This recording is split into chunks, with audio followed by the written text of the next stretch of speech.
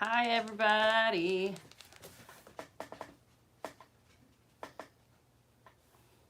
Just get everything situated. How are y'all doing tonight? I was in my studio cutting a Tremont backpack for an order, and I had it all ready to go, and so I just thought that I would pop on. Figured if I'm going to be sewing, I might as well. But yeah, so I've got everything all cut out. Let me just get my computer up. Oops. Caught up so that I can see comments. It's acting funny right now. Oh, here we go. All right, I think I got it. So, yes, I am making a Tremont crossbody bag. In the past, like this, like that one right there, I did the backpack hack, but I got a custom order request, and she wants the original bag. She wants the actual crossbody. So that's what I'm gonna do today.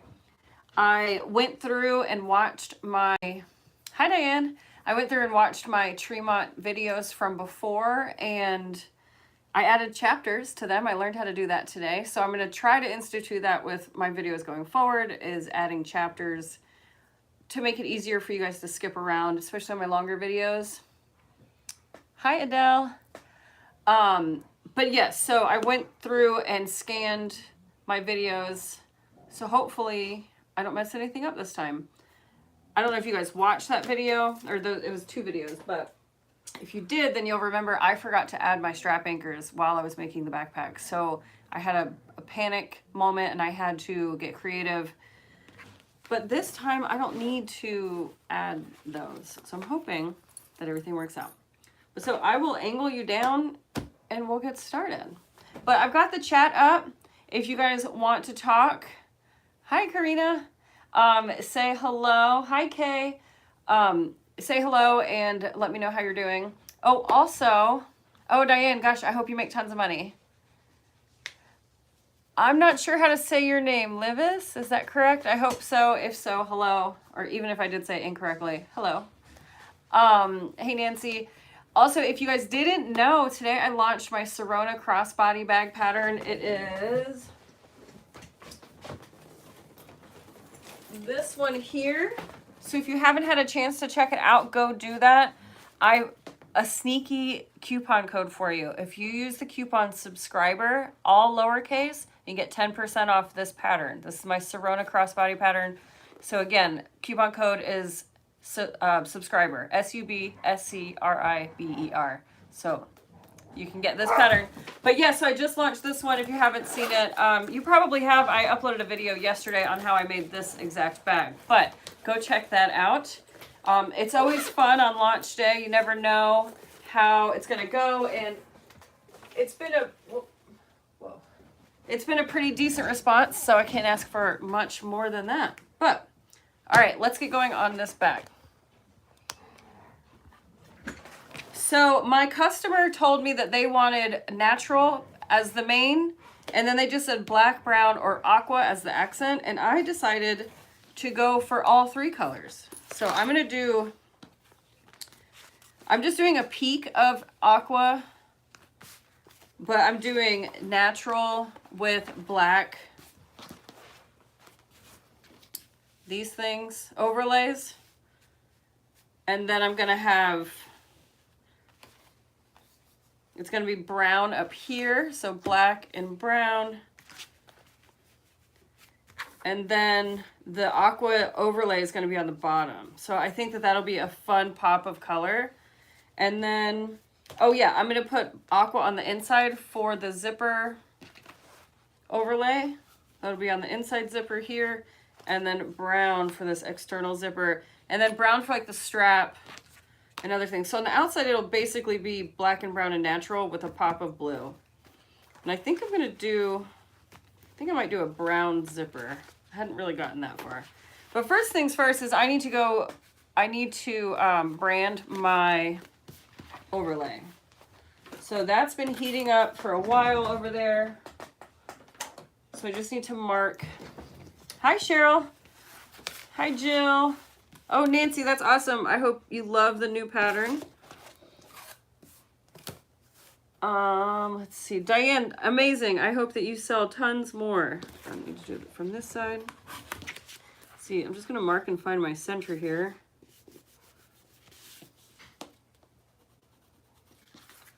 I need to get a new chalk pen. I've had this thing for years and it's just such a pain.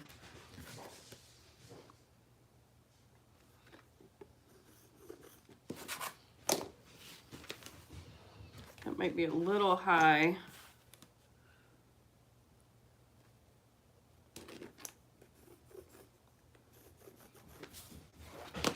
All right, so I'm gonna spin you around. I'm just gonna go over here.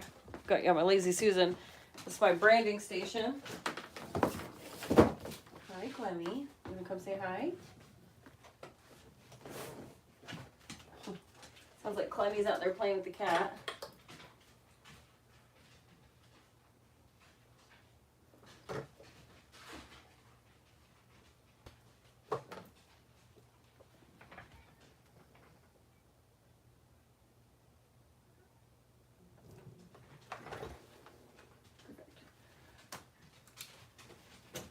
I can tell that I'm getting older because I have to look out of the top of my glasses to see where I'm placing my brand. It's like it's my first big sign. I've always had bad vision. What? Hold on, I feel like I missed something. But I've always had really, really bad vision ever since I was a child, but now I'm having to like peer over the top of my glasses, which is really funny and a little scary. Okay, so I got my brand on there, and now what I'm gonna do is I'm gonna prep both of my overlays, and I'm gonna do that so that I can add some some base coat. And I'm going to try to make this from memory. Like I said, I jogged my memory today by watching the videos, but it's always different on live when you're trying to like have conversations and pay attention to what you're doing.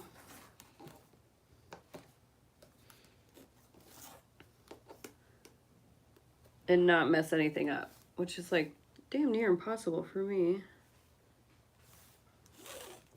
Speaking of, that looks messed up already. So do y'all have anything going on this evening? I know Diane said that she's vending.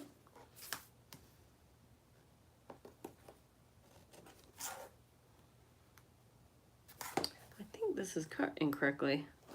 Seems like it's, I'm gonna have to recut that.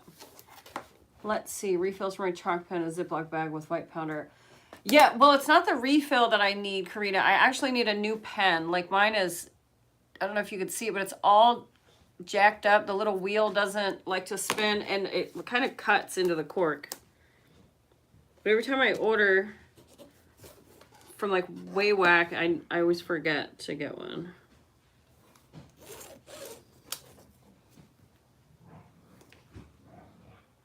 Don't mind the dogs. If you hear them playing, it sounds like they've got a WWE match going on out there. Let's see.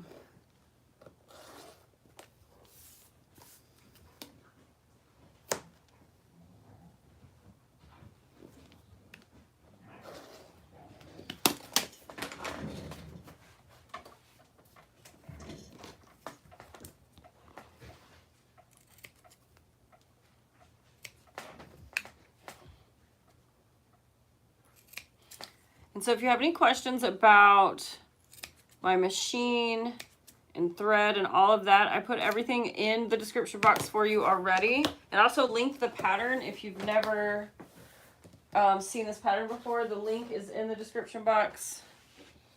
I don't think that's going to be big enough.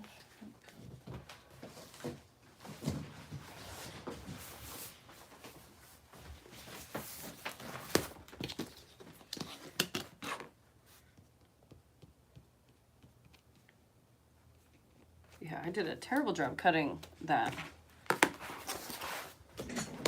We'll try it again.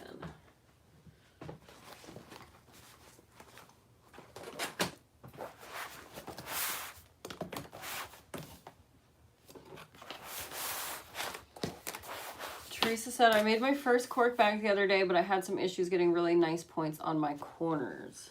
Were they turned corners, Teresa, or stitched corner? What kind of corners?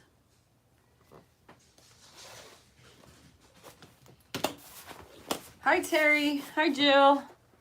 Hi, Badali. Oh, Navajo land. Awesome. I used to live on Navajo land. Actually, Southern Ute. I'm currently sewing up the Can-Do Retro Sling Backpack. Oh, Pam, I've heard of that one. I can't place it off the top of my head, but I've definitely heard of Can-Do Pattern Company. What did I just do with that? Oh, it's right here. Jeez. Yes, turned corners. You know, turned corners on cork is really hard because it's so thick, which is why you rarely see me do that on things, on bags and wallets and such, because just leaving it raw makes it so much nicer, or, you know, it finishes nicer. It's nice and slim. But you could, as long as you're confident in how well you sewed it down, you could poke it with like a chopstick.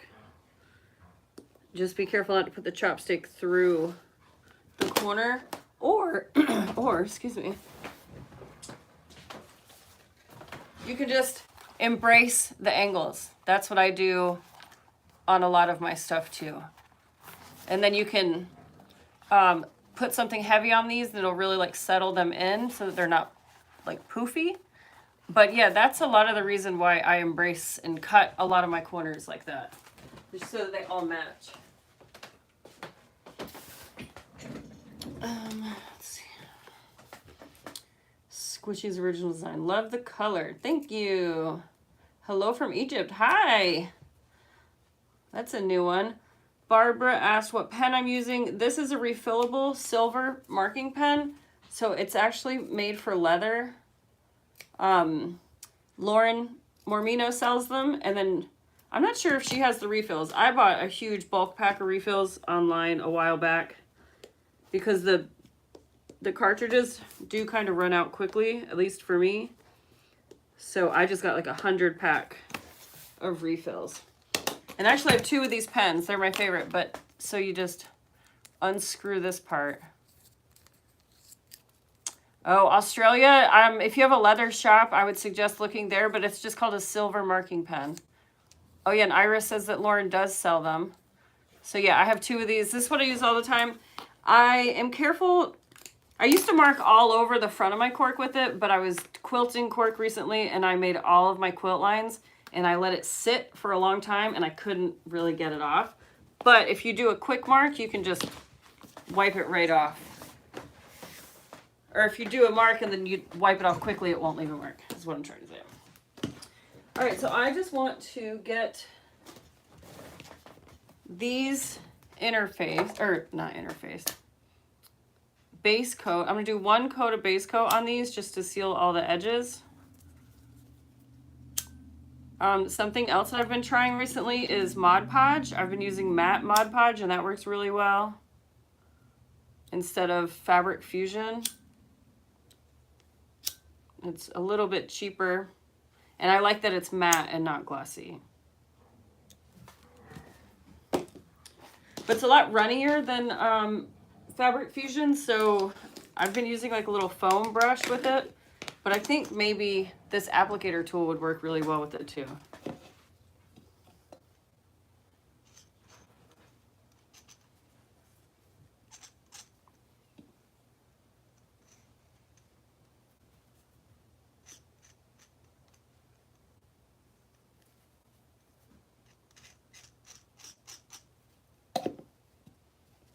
Did you try baby wipes? No, I didn't, but I tried soap and water and I scrubbed it. Some of them came off. By the end, it wasn't super noticeable.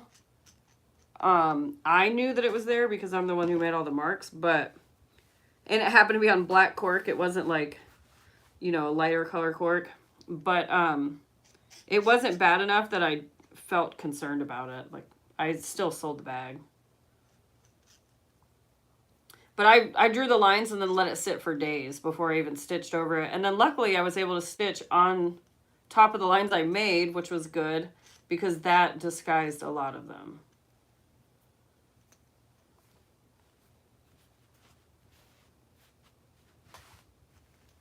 Actually, while I did that, while I was working on that quilting, for some reason I just remembered, I watched The Fisher King, the movie, for the first time. Oh my gosh, it's so good. I don't know if you guys have ever watched it. R.I.P. to Robin Williams. He was one of the best ones.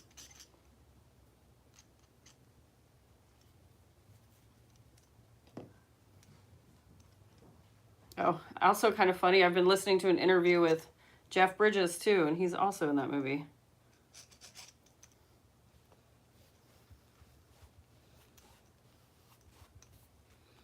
So this step obviously adds some time, but I really feel like it's worth it in the long run because it will all but guarantee that when this zipper is being used every day, that it's not going to have the little frays that Cork gets when it's constantly being agitated.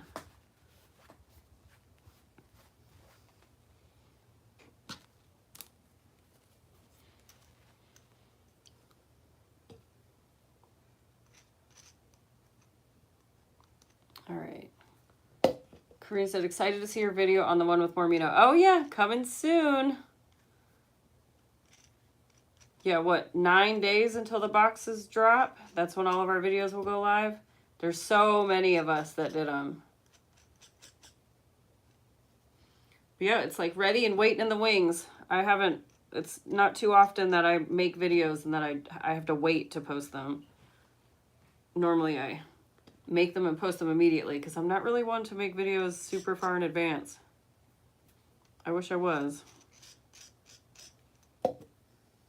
That's why my video channel is so sporadic. Some months I'll upload a video every few days, and then other months I won't upload at all.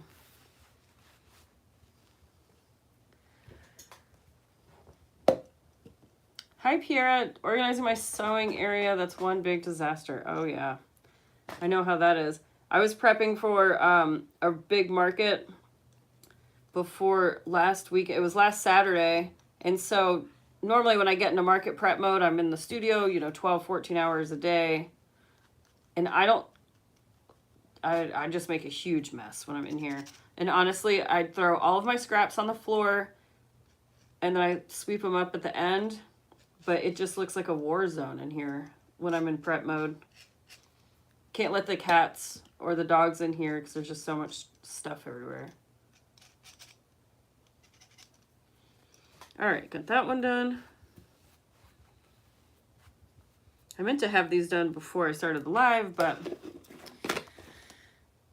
whatever, we're here now.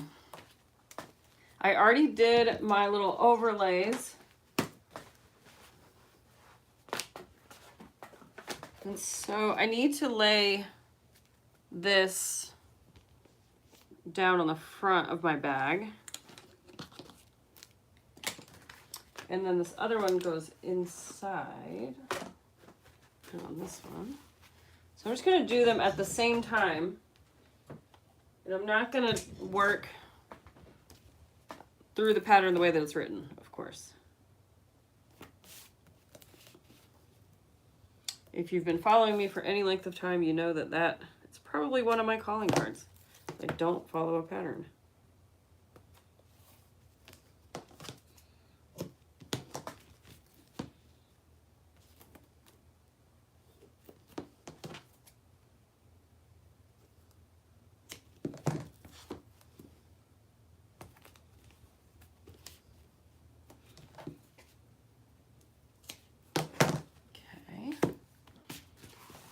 Now I need to, where are my notes? 1.75 from top.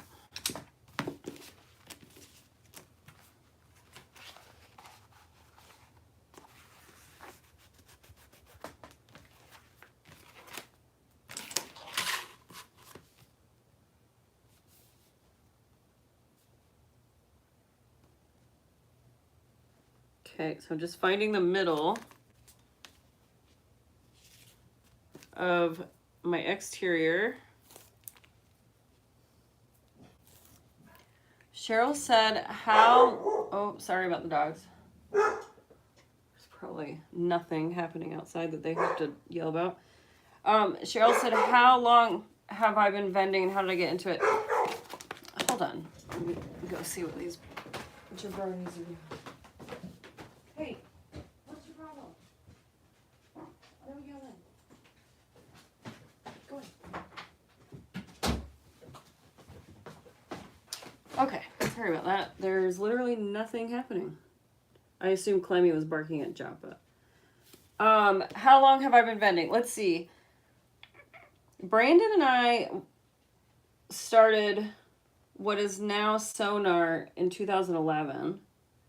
And so we've been vending since then. But I had a much different product line back then. That's when we made clothing. I handmade all the clothing and he did all the art on them. And we like hand screen printed them. And then, so that was like actual festivals, camping situations. We did a lot of that for many years. And then in 2015 or 16 or thereabouts, we stopped working together, not for any specific reason, but just, we just stopped. And that's when I started working with Cork. And then I rebranded to 2611, or from 2611 Art. But so long story short, I've been vending since 2011. But my vending festival, like my events and stuff have changed over the years. But what got me into it was wanting to sell art. Really. All right, I'm just adding a tag to this side.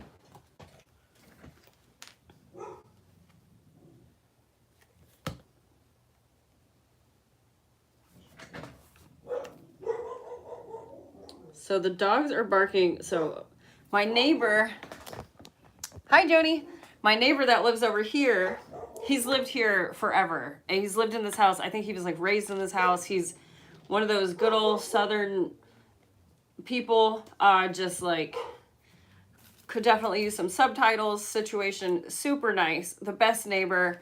But he just knows everything that's going on in the neighborhood. And the other neighbor on this side, she passed away. It's been a while now, but developers just came in and they worked on the house and it's finally finished. But so the dogs are barking because Tim from over here just rode his lawnmower to the other house to go check out what they've been doing. So that's why the dogs are going nuts. I don't remember the measurement on where this... Oh, look, here he comes. Let's see if you can see him out the window. I can hear him. Yep, here he comes. There's Tim. That's his favorite form of transportation. He just rides his lawnmower up and down. He literally knows everything. One time I pulled into my driveway and he sent me a text and said that I had a brake light out. It's like, Tim, how? You're in your house. How did you even see me? It's hilarious. Oh, sorry, Lisa. Yeah, well, my dogs are barking at the neighbors, so in essence, your dog is also barking at my neighbor. All right. I don't know what the actual measurement for this is in the pattern, but this overlay is pretty big. It's pretty wide. So I'm just going to kind of eyeball where I want it to go. Do you feel like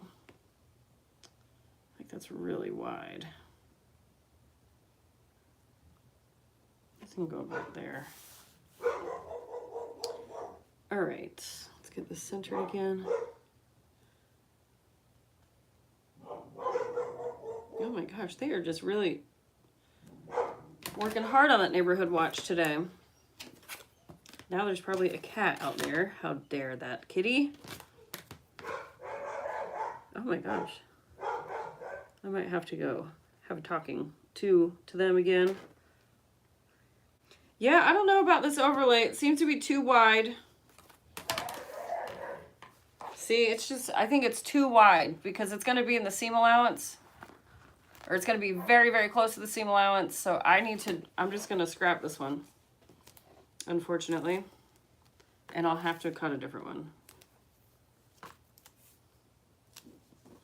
So this will be the third one that I've cut for this bag. Okay, let's try that again.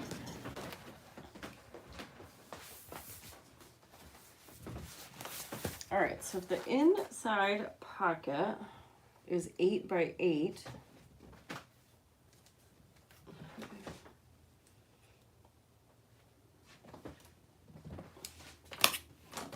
I'm gonna make mine 7.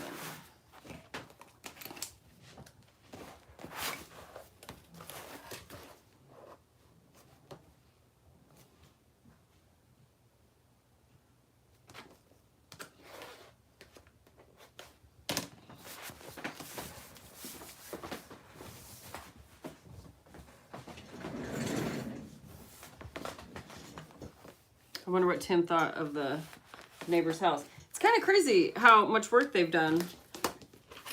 It's been sitting vacant for so long, and then the developer finally started working on it, and it came together really quickly, and I'm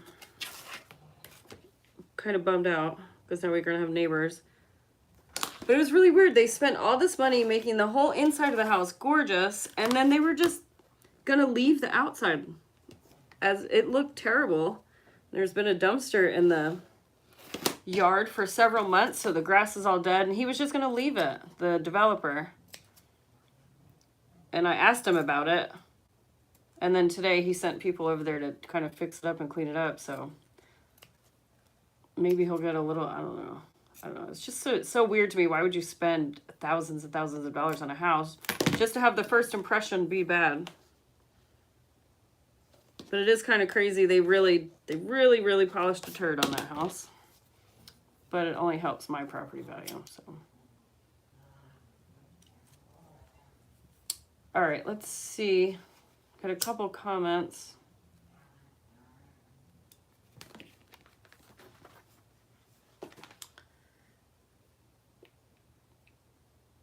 Karina, I did the Norwegian video. Oh, for the summer project box? I didn't realize there was going to be a Norwegian video. That's cool. Let's see. Barbara said just order the pens on eBay. Nice. Oh, yeah. You know, I think eBay is where I got the refills. When I got my like pack of 100, I think I got it from eBay. And then Bella said, good morning from Australia. Good morning, Bella. You are an inspiration to other beginner bag makers. Oh, thank you.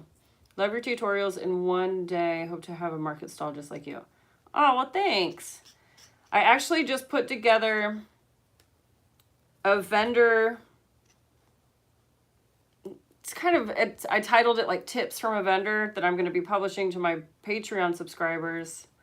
But it has just kind of all the information, everything that I could think of after years of vending. I put it into a document and kind of, you know, just explained my process of like designing my booth and my favorite things that I use in my booth, and what I have found to be really helpful.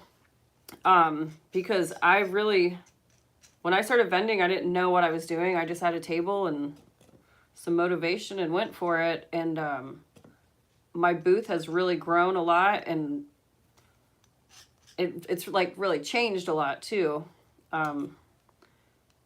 And so, yeah, that's always something. I always get questions about that from people. So I finally just took the time and wrote everything down, and I'll be putting that up on my Patreon page here soon. I just put out my, on Patreon again, my inventory sheet, the way that I count up everything. So if y'all want to join Patreon, you can pop over and do that. Which, my pattern that released today was free for my Patreon subscribers. So if you haven't gotten the pattern and you're interested in joining Patreon, don't buy it. Go just join the other group. I'll add the link in the box, in the description box, so that it's easy if any of you guys decide you want to go over there. But remember, if you don't want to join and you just want the pattern, I set a coupon code earlier, so be sure to use that. Use code subscriber for 10% off of the Sirona crossbody.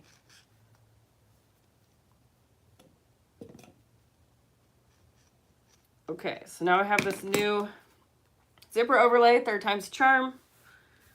See if we can't actually get onto the other side of the table where the sewing machine is at some point. Okay,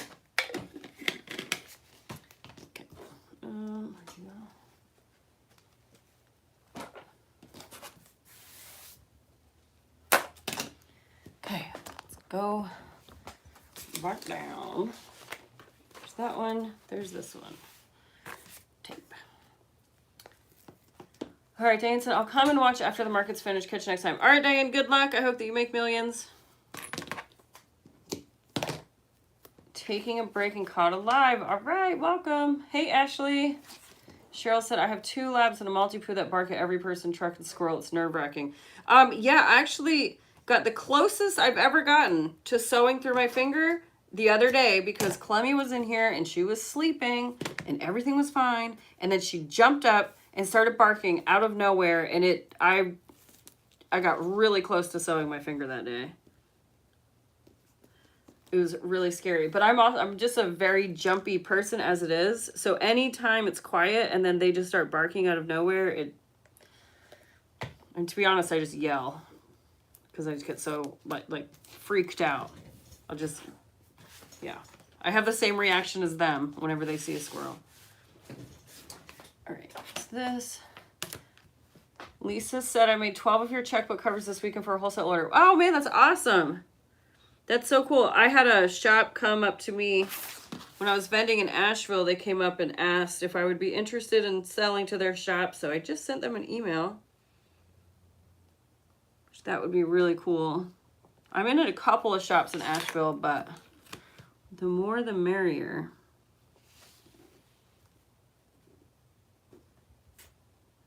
I don't do a whole lot of wholesale though. I don't really know what it is. I kind of have a hard time getting shops. I don't really try, but when I do try, it doesn't really work out, and so I just don't try.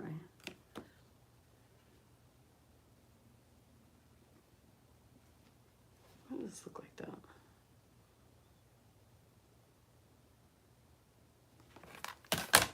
It looks strange.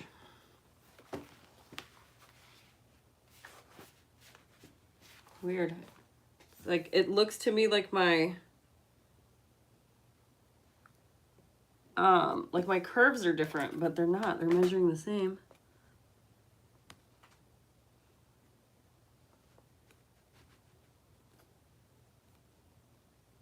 Okay. There we go. Oh yeah, that's much better. Now I can have the pocket, and I'm not gonna have to worry about it getting caught in the zipper. So it definitely still looks a little off to me, but it's so weird when things visually look off, but then they measure correctly. Like, doesn't that looks wider over there?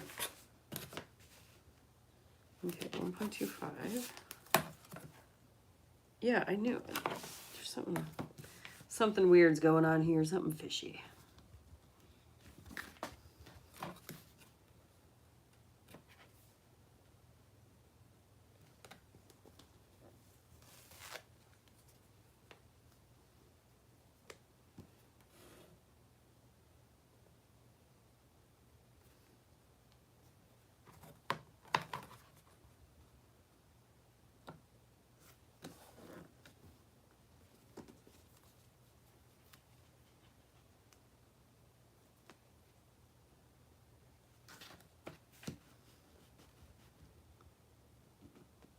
I think people think that, like, Lauren and Jess from Oakley Roots and Saya and I just get things right the first time, all the time.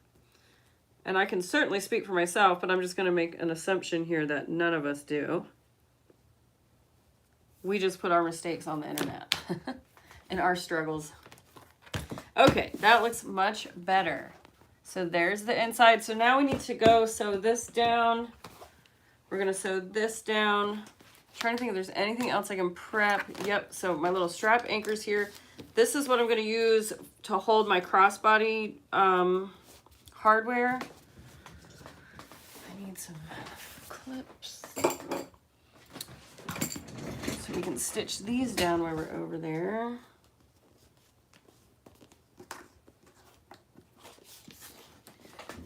Cheryl said, I love your Patreon community. Thank you. Me too.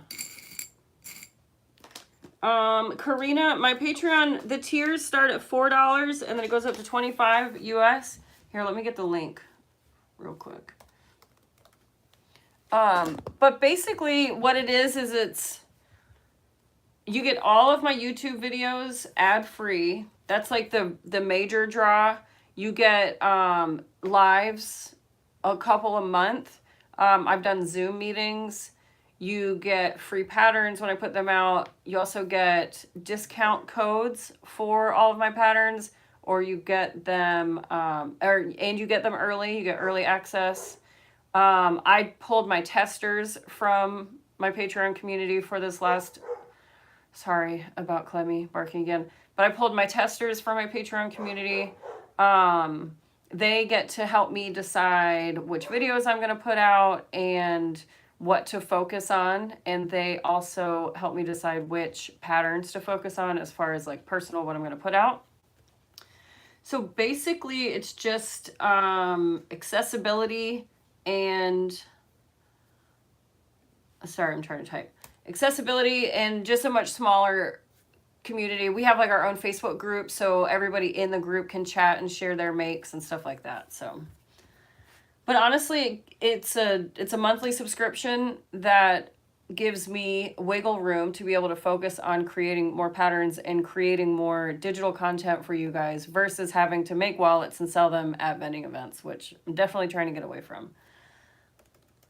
Patreon. I think that's it.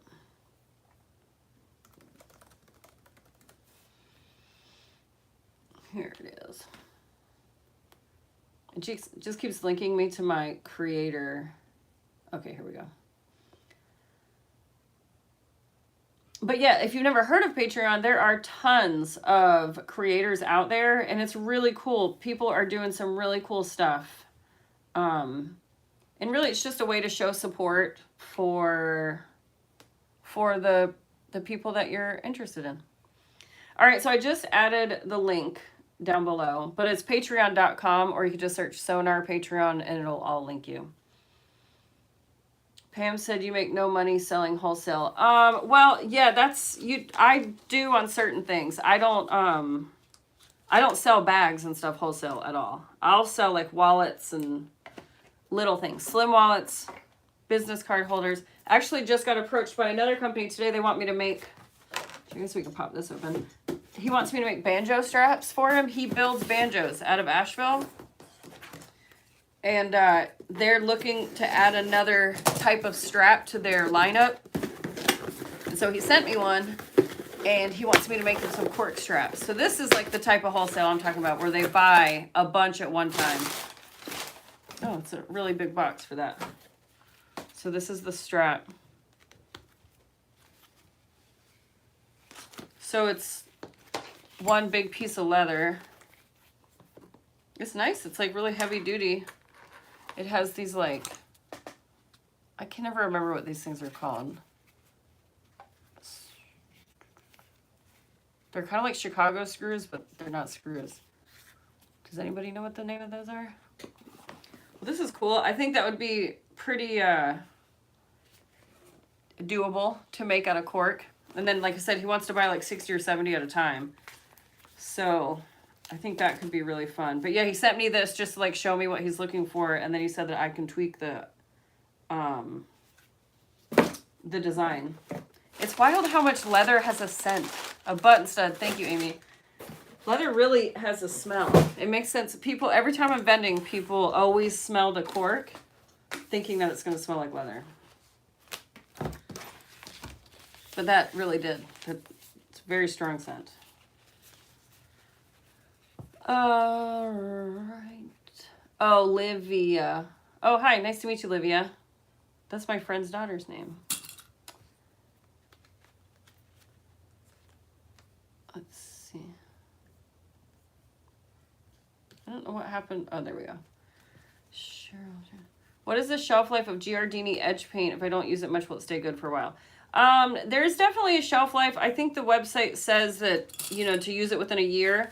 I am very proud of myself. I've used this entire bottle of base coat, which is probably my personal best so far. I'm going to pop over the machine real quick.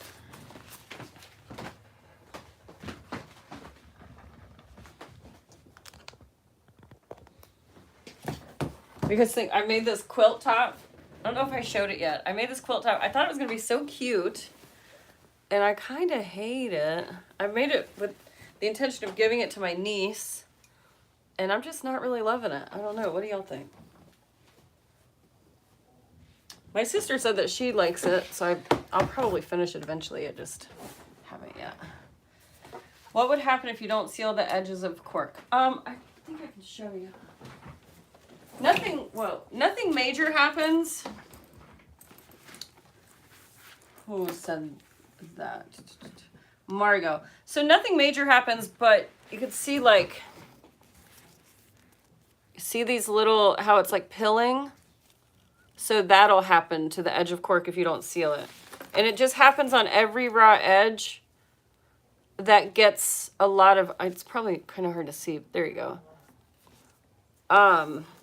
So any raw edge that rubs against something a lot, so shoulder straps are always the first that I see that get like that if you don't seal the edges. But honestly, you can solve the problem really easily. You can just hit it with a lighter or snip it and hit it with a lighter and they'll go away. But nobody ever does it. Nobody ever does it. So I'll see people carrying a wallet that I made 4 years ago and they pull it out and it's like got longer hair than me. So it doesn't matter how many times I show people how to do it. I have it on my care cards. Nobody ever does it. So I've just gotten into the habit of sealing the edges. But that being said, me sealing the edges is a pretty new thing. I just started doing that on everything. But I also charge a lot of money for my stuff, so. All right. Let's see. I missed being a tester. I need to look more often in that group. Oh, I'm sorry. Yeah, the tester calls always go out. And then I pick pretty quick. Because like once I have the pattern written and it's ready to go, I'm very much, like it'll take me a year to write the pattern. Well, I'll think about writing the pattern for a year. And then it'll take me like 3 days to write the pattern. And then I immediately get testers, immediately get responses, and then I put it out. So yeah, it's a very quick process. Once I start the process of if I say I'm writing the pattern, or you see me post a picture and I say I'm writing the pattern, within a week I will be doing a tester call. Come on, you.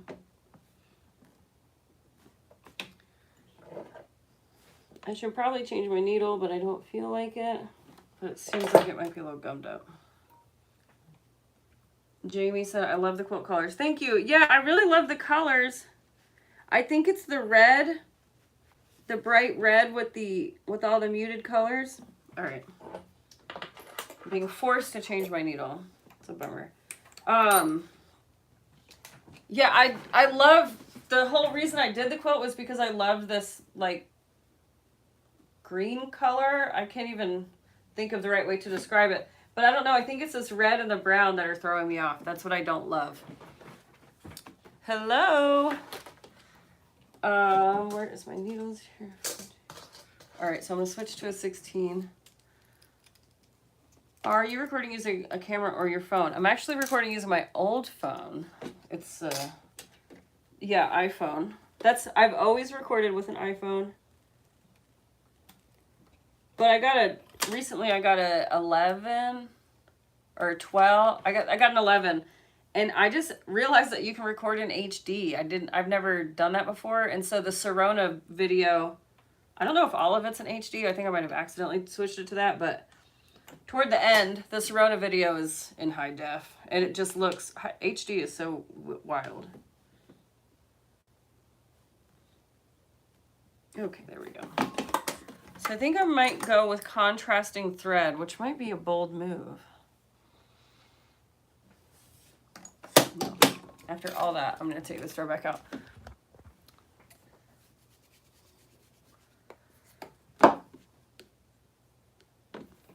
I noticed on one of your booth setups that you have signed all about Cork. Would you mind sharing it? Yeah, I've shared it somewhere before.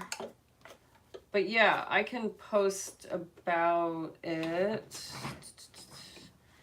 It might be easier if you, well, if you're not in my Facebook group, you can join that and shoot me a DM, or like if I remember, I can post it in that group.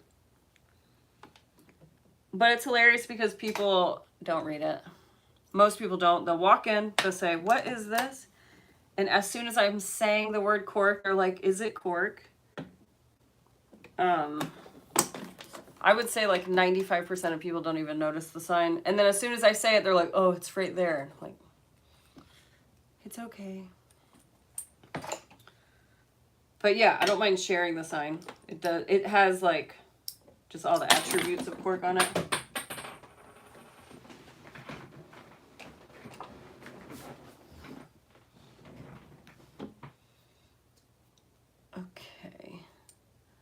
Hi everybody joining. I'm working on a Tremont backpack very slowly. I've had a lot of hiccups so far, mostly with the sizing of my zipper overlay.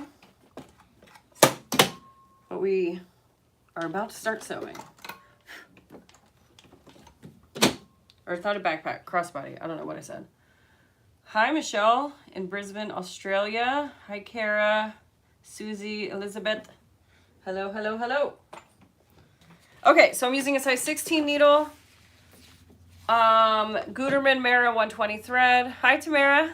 Doing it live. Saturday Night Live. I thought that was funny. Size 16 needle and size 4 stitch length. Hi, Sam. Let me see. I might move you guys down so you can see a little better. There, that's a little better. I'm going to try this piecing method on this strap, like how you make quilt bindings. I'm going to go from corner to corner. Hi, Tammy. And I'm going to try that for a strap. I've never done a strap like this before.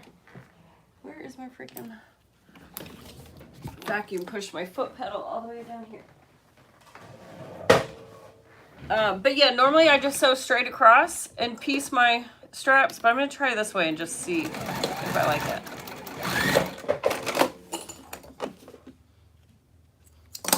All right, we're finally sewing.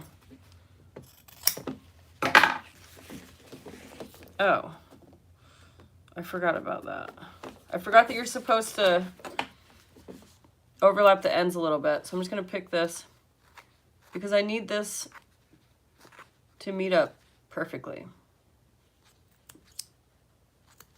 Because I'm just doing a single fold like in on itself to make the strap. So I need this to be even on the long ends, the long edges rather. Okay, let's try this again.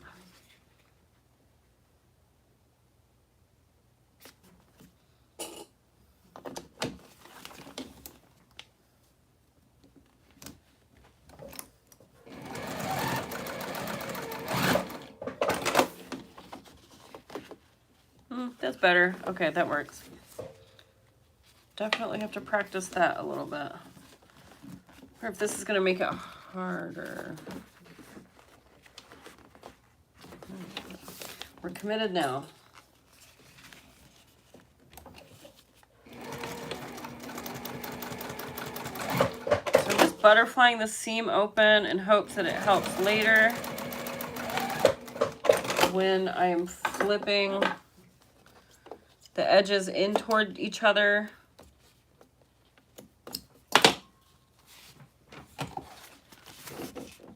So it's a little overhangy, but I think that I can make that work. I don't really understand why this is a better solution than just sewing it straight across. I know a lot of people do it like this. I guess maybe because then when it's folded in on itself, then all the pressure, yeah, that's probably what it is.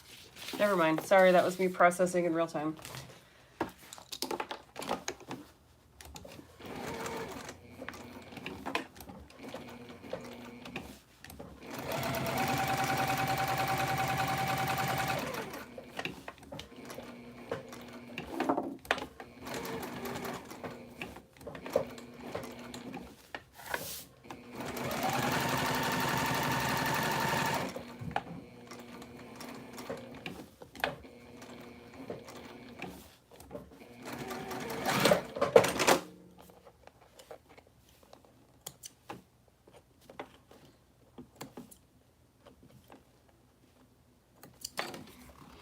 All right, one overlay down.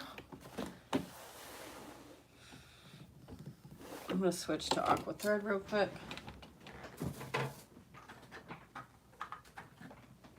That's the one thing about doing cork color, like multiple colors, is you have to decide if you're just going to like do all contrasting thread or actually switch every time to different color thread. But for this bag, I just have a sneaky suspicion that I shouldn't do contrasting thread.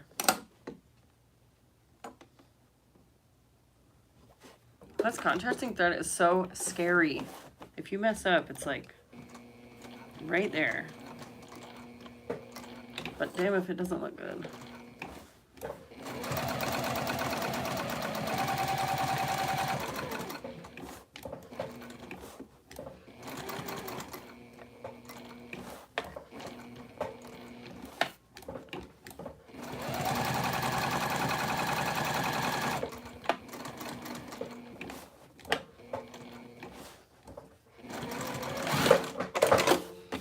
Right,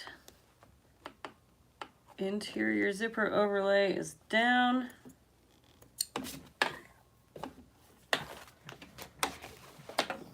Oh, now to black thread.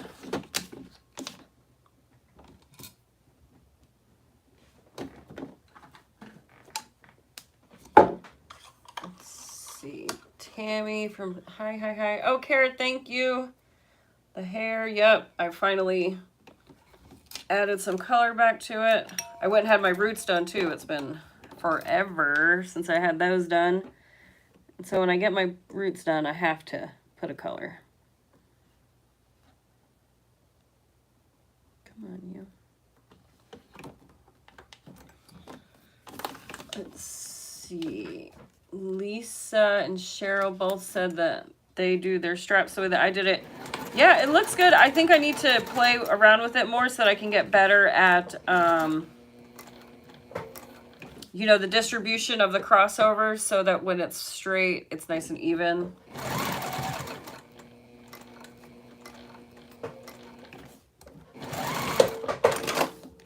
All right, so these are just my little strap holder thingies, strap anchors.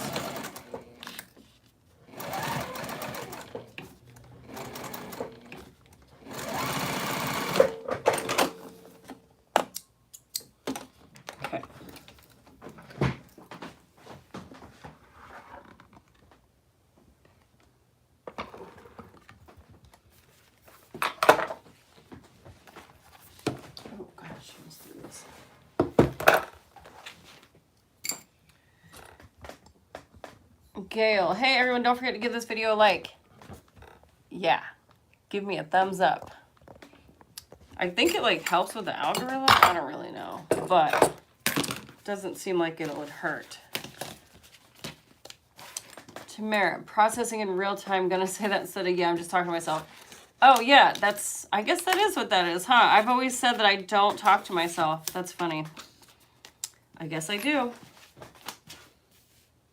All right, so we gotta cut this guy out and this guy.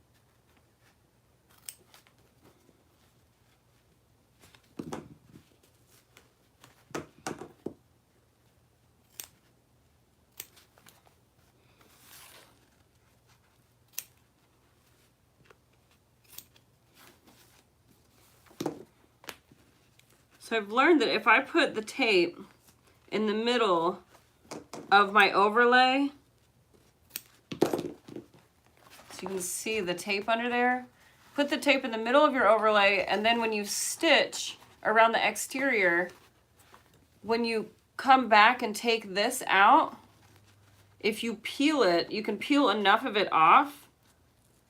You'll peel enough of the cotton off that you can reuse that tape, or reuse a lot of it. And then also you're not sewing through it, which I know a lot of people have issues with sewing through double stick tape, but it just kind of is a win-win because you don't sew through it, doesn't gum up your needle, and then you can reuse it. See, it's like still super sticky.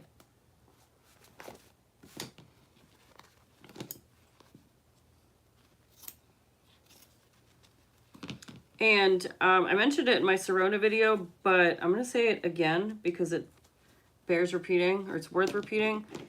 If you do a lot of zippers like this, zipper overlays, do yourself a favor and go get some duckbill scissors. I just got them not too long ago, and they are such a big help.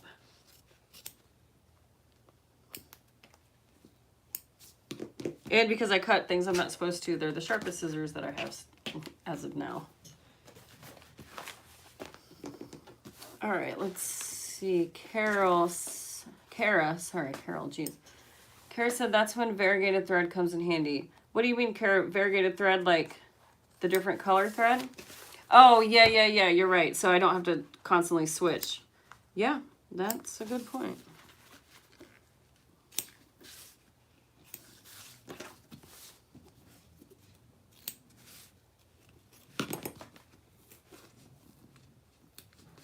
Nope, this double stick tape is peeling off, but I guess you can't win them all.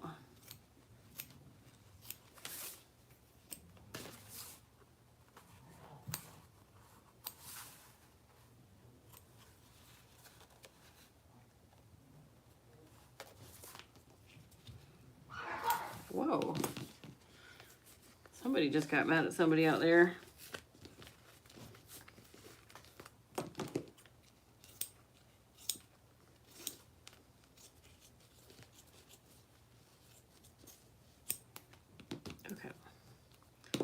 She ain't the most beautiful, but she'll do.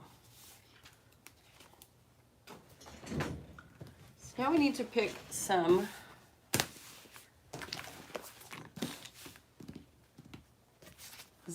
zipper tape. So this is what the front's going to look like. It's going to be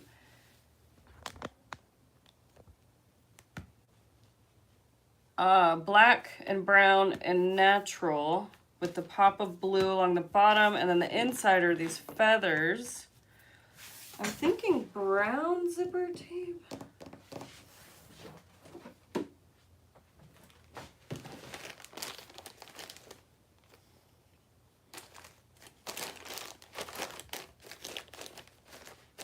It's gonna be a very neutral bag for me. Normally I always do a pop of color somewhere. She kind of gave me liberty to run with it, but I don't know how much liberty she wants me to take.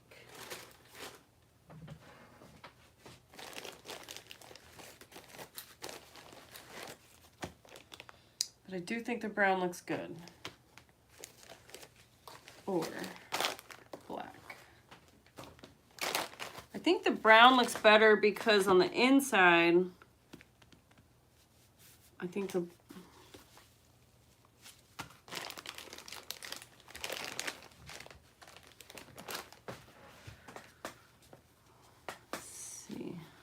What do y'all think? Should I do brown or black?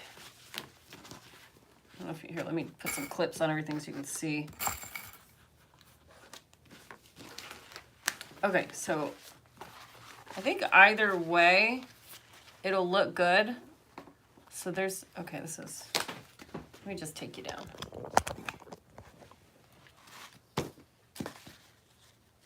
So brown,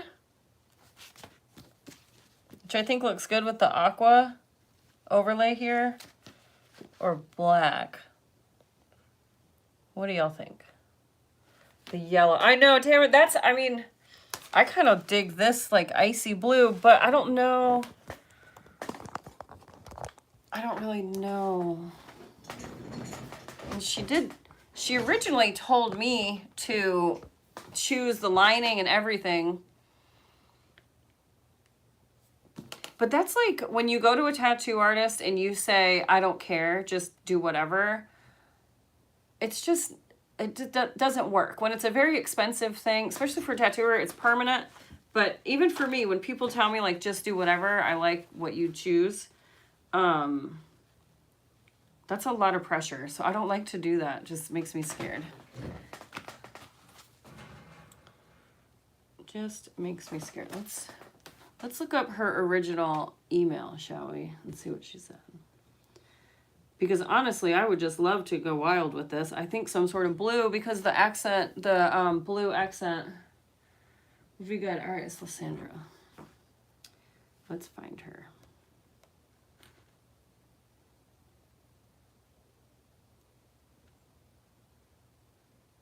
That's definitely not her.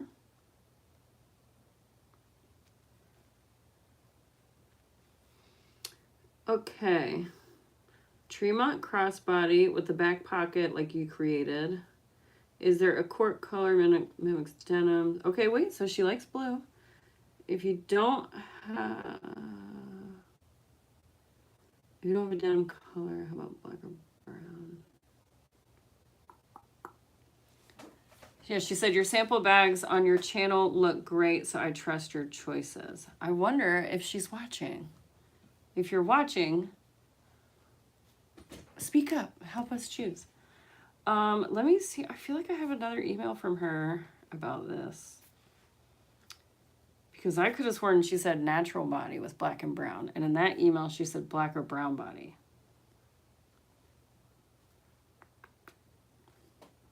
Okay. Here's another email.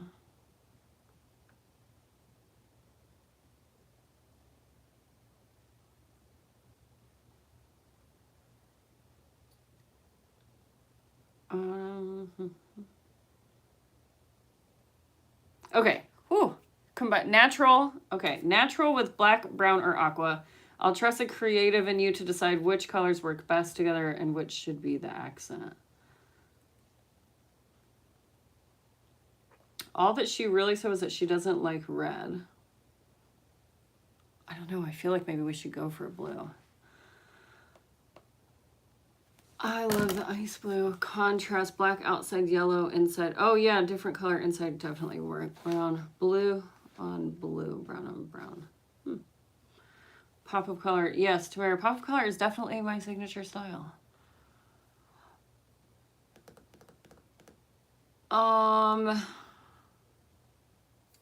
Okay, let me think about this for a second.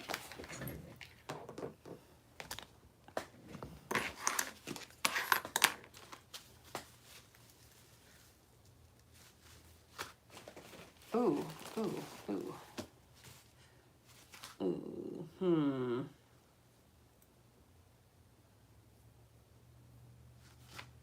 Ah, she's here. Lysandra, what color zipper do you want? Okay, I got it started. I know you told me to choose. I just found all your emails and read them out loud to everybody. But so I decided to go with blue or with brown and black on the natural because I like that color combo looks really good. And then because you also brought up aqua, I'm gonna add a pop of aqua at the base, just so that like when you pick the bag up, it's just like a nice bright color. But so what I was just mulling over was what color zipper. And I wasn't sure if I should go for a bright pop of color like I normally do in my bags, or if I should keep it neutral and do black or brown. So I will show you how it looks. And I also did the aqua cork on the inside with the feathers, which looks really good. So let me angle you down here. This is exciting. This is like a real-time design discussion. I've never done this before. Okay, I'm obviously not a camera operator, so this is like that. So we have, this could be cool too, but I feel like that's a little clashy. brown or black, or this one does look really cool. It's kind of like an ice blue. It's really light. I feel like the colors, it's not really showing the proper color, but it's like a light icy blue. Looks very similar to like these light colored feathers. Burnt orange, Cheryl suggested. I don't know that I have a burnt orange, but I do have this other really cool color. Hold on, let me see here. So no pink.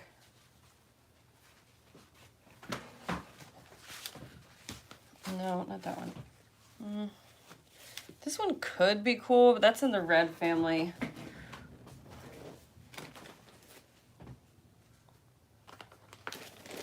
I do have mustard, of course. I use mustard all the time. And then I have this olive. And then, oh, of course, this too. This natural color is always really pretty. But purple could also go.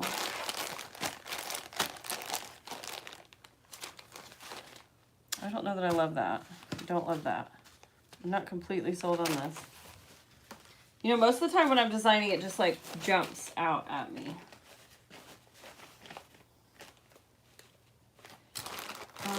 So there's that black, brown.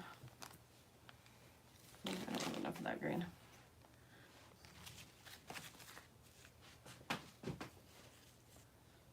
I do really like this one, but I know that you said no red.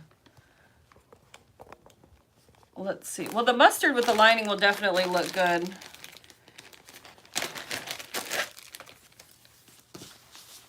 Yeah, so the mustard and the lining will definitely look good.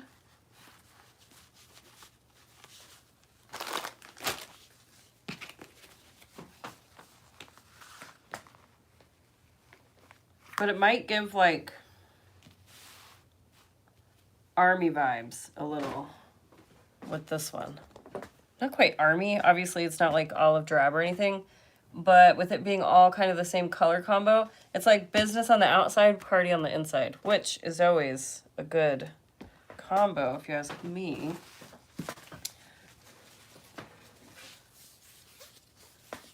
I like the orange and the mustard. Yeah, the mustard does look really good.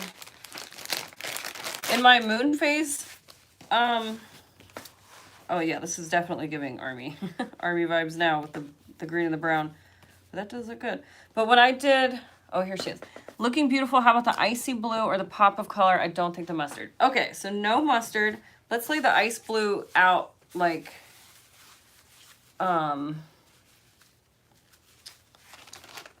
this. So I'm just gonna lay the icy blue underneath like I just did for the other colors. I feel like this is gonna fall over. It's almost, it's so icy colored that it's like really light. It's like the LaCroix of ice blue. It's like as if blue just walked by white. Which is, it actually is kind of cool because it kind of looks at first glance like a beige, but then when you look at it, it's blue. This one does look good. This was the first color that I was drawn to, if that means anything, which I don't really know that it does, but it looks really good with this combo, and then it looks good with that one. So what do you think about that? I think that's a good contender. And then the blue base will make it a little, it'll pull it a little bit more to the blue side. But on the outside, the only blue is going to be the base as the pop of color. Okay. All right. She said, let's go with it. Here we go. Sweet. Well, that was a really big brainstorm sesh. Thanks, guys. It's always such a big decision to make these choices for other people. But originally, the ice blue is where my heart jumped. But then I just didn't know if you would want that bright color. But I think it's a great choice. let's get these bad boys cut out. Also, these feathers I've had in my stash for so long. I've hoarded them. And I'm finally ready to part with them. So I'm glad they're going to a good home.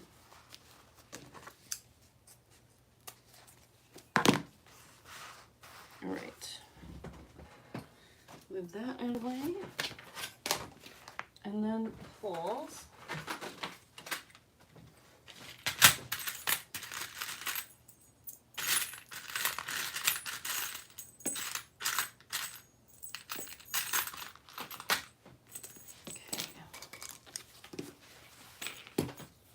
That's right, Cheryl. Teamwork. Teamwork makes the dream work.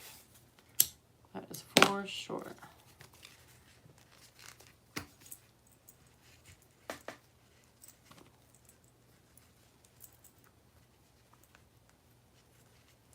All right. Yeah, Linda, a lot of times when I first try stuff out, I'm not super sold on it. And then when I make it and I just commit to it and finish it, it looks so good. Like I've done some pretty weird combos. Which if you've been following me for any length of time, you've probably seen them. And, you know, at first glance, you would never think that those colors would go well together. But if you just commit to it, it really looks good. It's kind of what I was saying earlier. With my Moon Phase collection, I did a whole set of olive. Oh yeah, I'm kind of wearing it. Olive and aqua, and I thought it was going to be so weird, and then I just did it, and it came out so cool. Okay.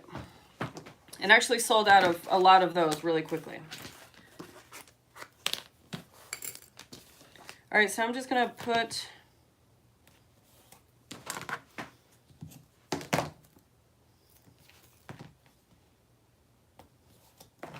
some more tape. Oh, that one's still pretty good.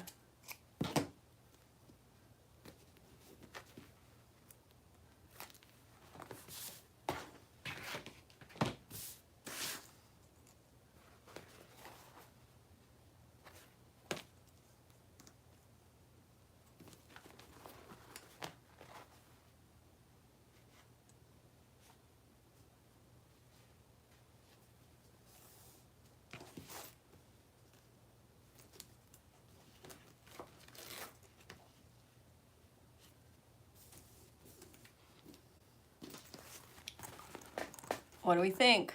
I think it's a good choice. Again, you can't really tell that it's giving off, that it's like ice blue. It's hard with this light. Maybe if I change this light, hold on. Where are you? Here we go. Okay, so that's like without the light on.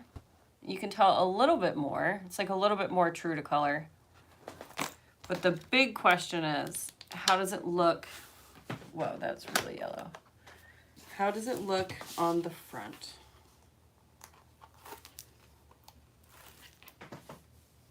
Where'd it go?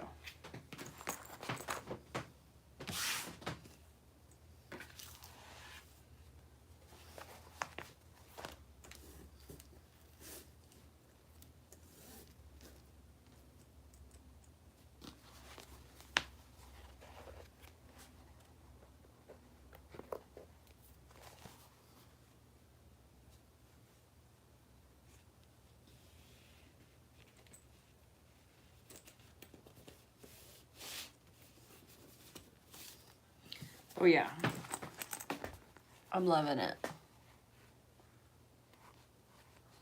Okay, all right, we got, Sandra said she loves it. Also, I just want to ask, do you say your name Lysandra or Lysandra? Because I'm always mispronouncing things wrong.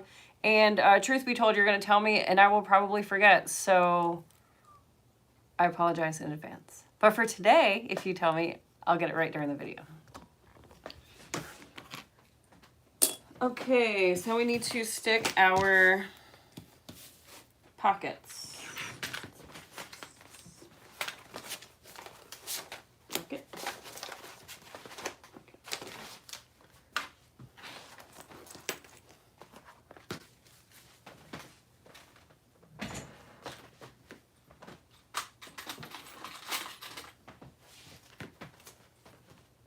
I'm like very much a cleanup as you go type person, so having all this stuff everywhere is kind of driving me nuts. It's like when my table's a mess, my head is a mess. I can't think straight. Okay, this.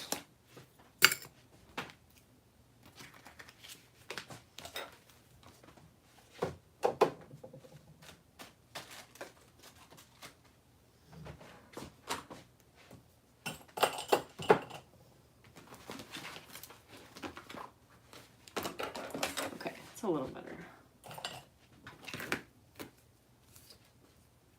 Might need that in a second.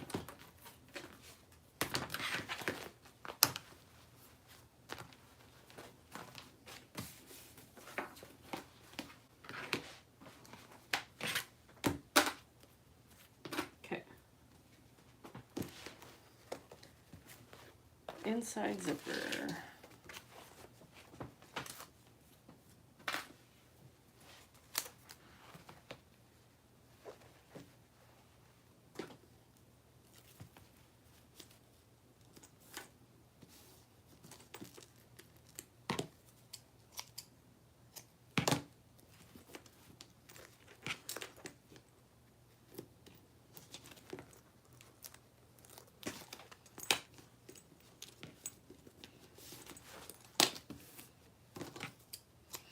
I'm going to go for a third layer of tape for the bottom, or for the zipper pocket pieces. And what I like to do is stick the tape over the edge of the zip. Every time I talk to the camera and I see a comment come up, I get so sidetracked. But I like to cover the bottom, the raw edge of the zip tape with the tape, because then it's securing the tape even more, and I'm, again, avoiding sewing through it.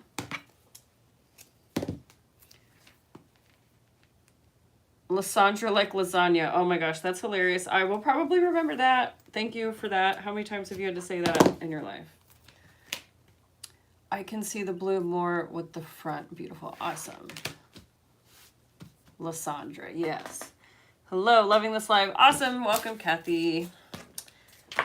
It's been a real team effort tonight.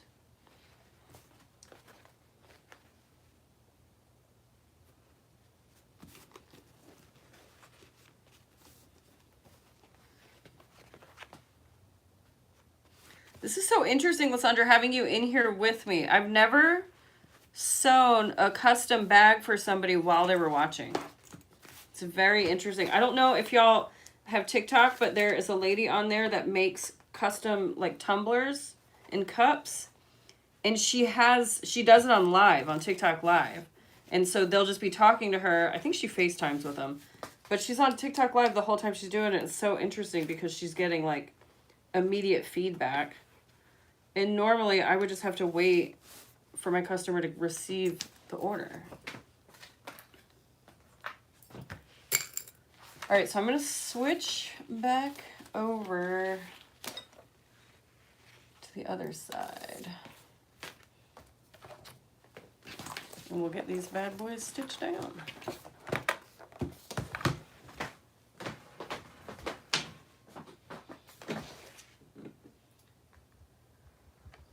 Oh, Kathy, yes, that would be awesome if you were in my class. I just got the patterns printed today, as a matter of fact. My Patreon members helped me. I did a slight redesign of my, Karen, more pressure not to mess up though. Yes, definitely a little more pressure. But yeah, so I did a slight redesign of my printed patterns, and my Patreon members helped me decide which, like, how things go. It's a little strange what I'm feeling. The color combo, yeah. Well, and I can change the black if you want me to. You know, it's not too late to change. The only thing that can't be changed, well, and it could. The harder thing that would be to change would be this, the overlays. But we haven't gotten too far. If you want to change the black here, we could change it, or I can take away the blue accent. This is your bag. I'm just making it. Hi, girl. All right, so let me angle down. So I am going to install the zippers with the overlays as they are now. And so think on it. If you want to change the overlays at the bottom of the bag or the bottom accent, let me know, and super simple to change. And that'll change the whole look of the bag too. Oh, I forgot I had you guys moved down before.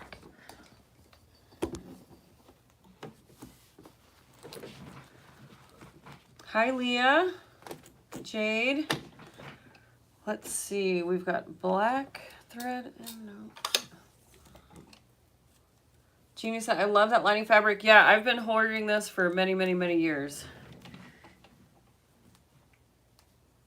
And I just decided to let it go.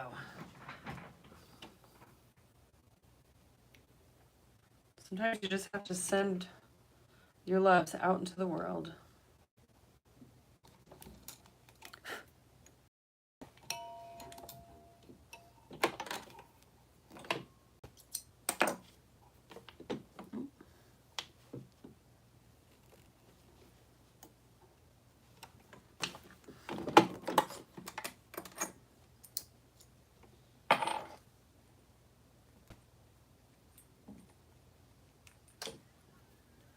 All right, let's see. Lysandra said, no, please keep it. I'm loving all the bag. Okay, good. It's definitely a trust the process situation. All right.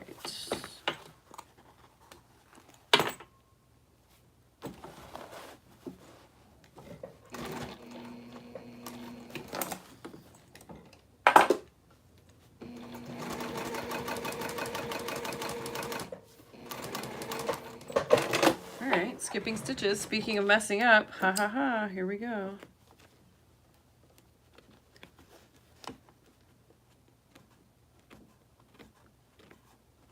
I've messed up so much that hopefully, well, not on your bag, but I've messed up so many times just in everyday life. I've gotten pretty good at fixing it. But I wonder why it's skipping.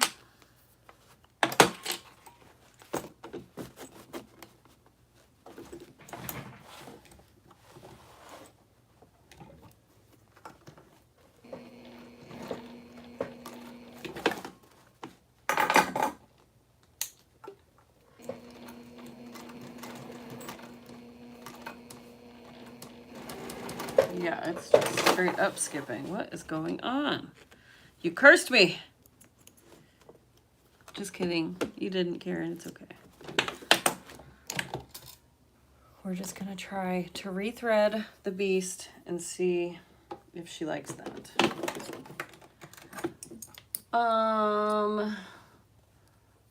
Get to this beautiful hair live.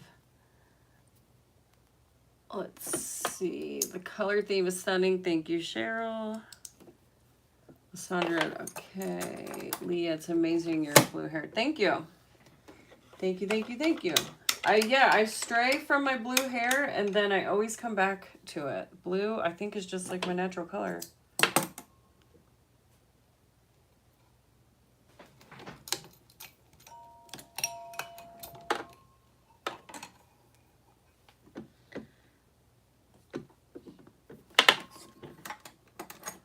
Double stick tape. Yeah, Cheryl, it's probably a combo of the double stick tape, but the thing is that I do it like this all the time with all the layers of tape that you saw me do. I literally every day. And I know I don't ever have this problem. We'll just rethread and try again. Let's see, I'm just going to get a scrap though.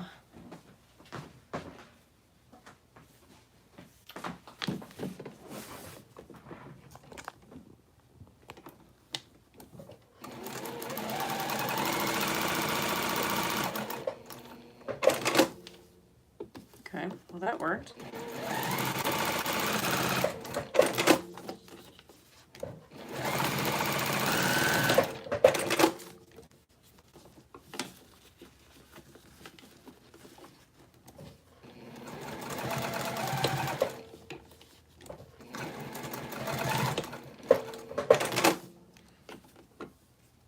All right, well that just sewed through all of that.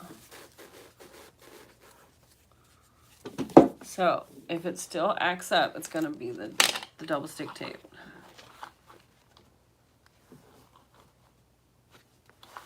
But it's like not even really where I'm stitching.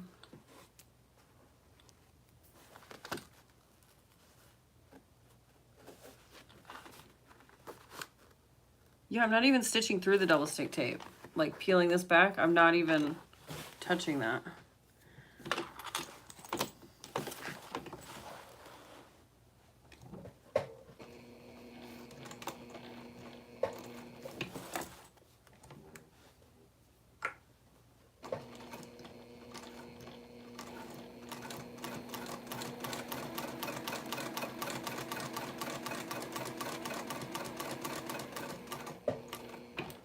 All right, so far so good.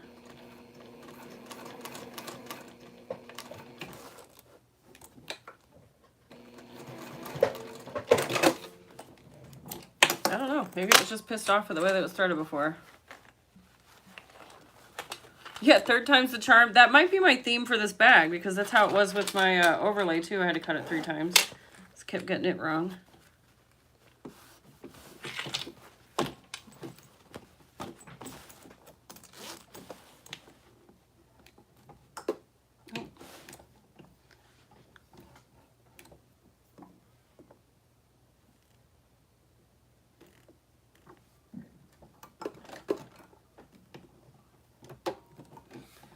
All right, let's see. Wipe the needle. Yeah, the needle shouldn't be bad. I just changed it. But if it keeps acting up, I definitely will. Sometimes my machine just is a total butthole. It's not abnormal for me and her to argue.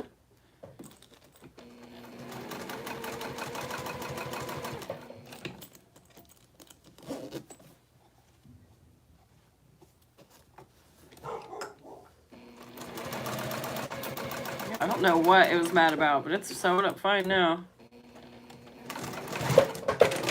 Literally skipped a stitch as soon as that word came out of my mouth.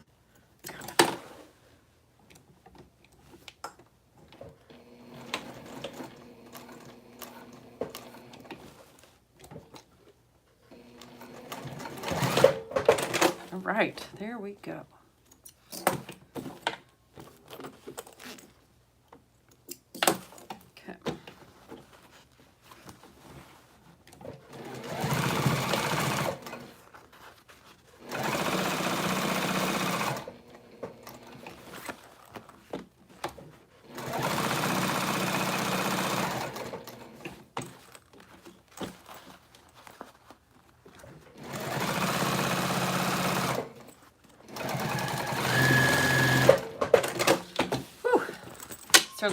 Felt like I was staring at the face of death, having all y'all watch me try to figure that out.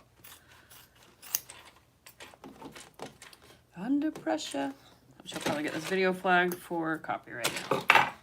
So that's my favorite way to finish off my pockets is I like to sew over the teeth because it just adds even more security. So that's just something that I like to pass along to everybody because I feel like it's just a good practice. All right. Let's go to brown thread. Let's see. Karen, needle is not gummy. I do that with my pink hair. I went blue and green and had to go back to my pink. It just wasn't me. Oh, I loved having my hair orange. I love the orange. I didn't mind the red. It wasn't my favorite, but I didn't mind it. But I loved having my hair orange. I was thinking about trying yellow, but yellow, my hair, I've been dyeing it green and blue for too long.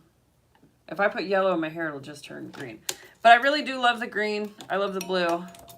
But yeah, definitely, I get a lot more like compliments when my hair is blue than any other color. Not that that's why I dye my hair colors, but it's just interesting to notice. Like when it was orange, whenever the orange faded, people were like, oh, I love your blonde hair, but not really so much about the orange.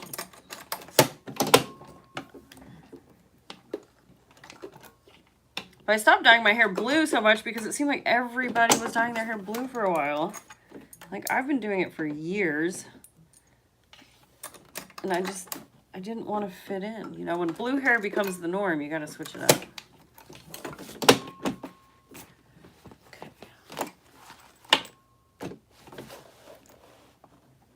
round 2. Here we go. Let me test first.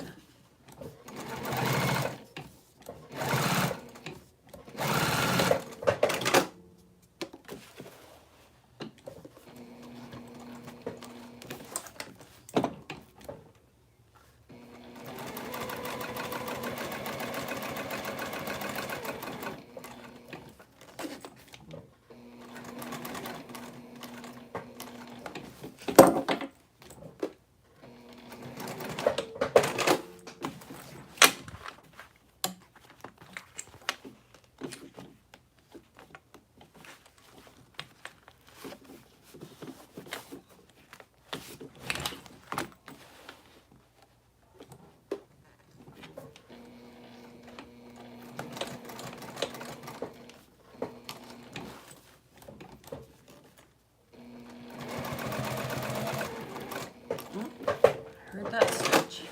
It's crazy how you just hear it skip the stitch.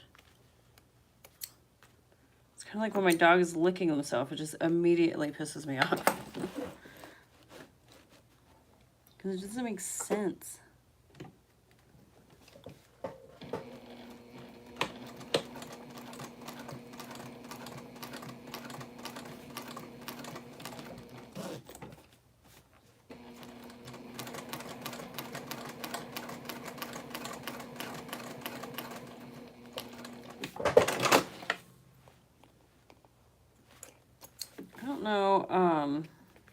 Sometimes I think it's because I sew really quickly.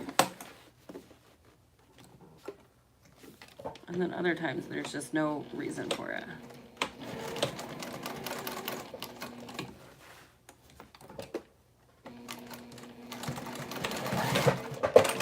Alright.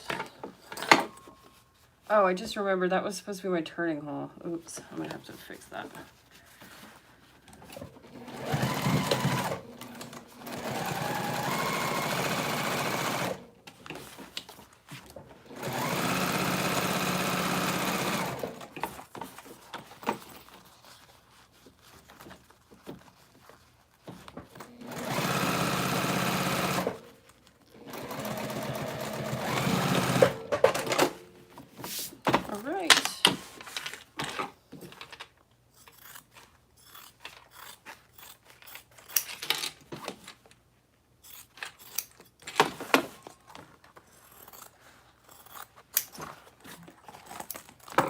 Need to fix this.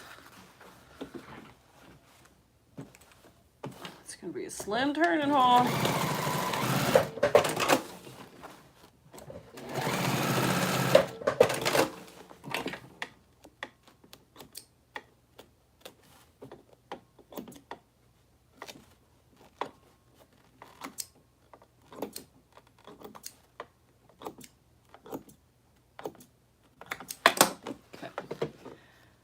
Alright. Jane said, I want blue hair, but I've watched way too many videos to know how to chop my hair to get it out. Yeah, I will say I've been dyeing my hair blue, mostly blue for the last about 6, 7-ish years. Probably about 6. Wait, so this year Brandon and I have been together for 11. Then we moved to Colorado. We were together for a year. Yeah, so probably close to 8 years I've been dyeing my hair blue or some iteration of color. And even when I get it dyed, say purple or red or any, it pulls back to blue. And my hairstylist is like flabbergasted every single time I go back in, which I dye the color myself, but she does my roots. But she bleaches my roots, but yeah, she's just like shocked that it always goes back to blue. So that's why I was saying I think it's just I was born a blue-haired girl. A blue-haired vixen. All right, so that was a workout, but we got these 2 zipper pockets done. Thank goodness. So there we go. I think I'm loving the ice blue. You know, the saying, go with your gut, is never as strong as when you're designing. And then this one. And this tag is really going to stick up to its name. I took forever to make. Okay. Whoops. Almost knocked you over. Now I have to figure out what step is next. So pretty sure it's going to be to piece our exteriors together, which is always so fun. So I'm just going to lay my two exteriors right sides together, and then we get to do the overlay and then the bottom.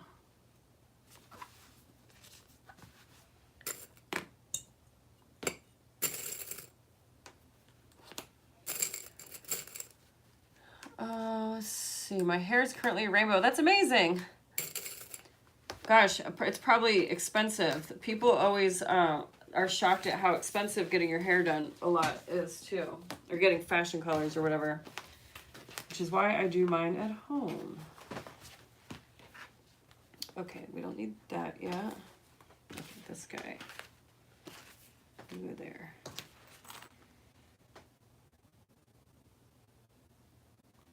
Go there. See, to where I just processed in real time again, but I did it silently to myself. Because I caught myself in action doing it. Alright, so we just need to finish this. Brittany said everyone always compliments mine when it's extra faded. Oh yeah, without a doubt. As soon as my hair turns light blue, or almost like absent of color, people always compliment me. And I can't ever help but to call them out and say, do you know how expensive it is to maintain the color? And then they just laugh. But yeah, without a doubt, people always compliment me once it fades. Let's see, my daughter did caramel corn for Halloween. Oh, that's hilarious. Caramel corn, or like the candies that are yellow and, is that, no, is it? I don't even know what those things are. The white and yellow and orange. I can't even remember. Rita said, very few people can wear blue and you do it well. Thank you. It's probably because my eyes are blue, so it's just natural. Mary said, I waited until I turned 59 to dye my hair for the first time. Went with dark purple. Hell yeah. It's gotta live a little, you know? I mean, I don't even know, like if I didn't have colored hair, I don't know. Candy corn. Yes. Thank you, Brittany. If I didn't have colored hair, I don't even know what my hair, like, I don't even know what I would, who I would be. I don't, honestly, I just don't even know. All right. Kathy, 67, bright purple hair. Love to hear it. Love that. Okay, so we're just going to piece our exterior together now. I don't ever follow seam allowance recommendations in patterns, but when it comes to boxed corners, you really got to pay attention to that because it'll throw off the area. So like if I would have gone with my normal 1/4 inch seam allowance here, this side would have been way longer than this side. So I stuck with the 1/2 inch here. And I'm going to butterfly open just so that it doesn't lay wonky whenever I have the... Uh-oh. We're freezing up on my computer. Hopefully it's not going to go out. Oh, here we go back. Like highlighter yellow, Jade. Yeah, like yellow. Like sunshine yellow was the color I was thinking about dyeing my hair.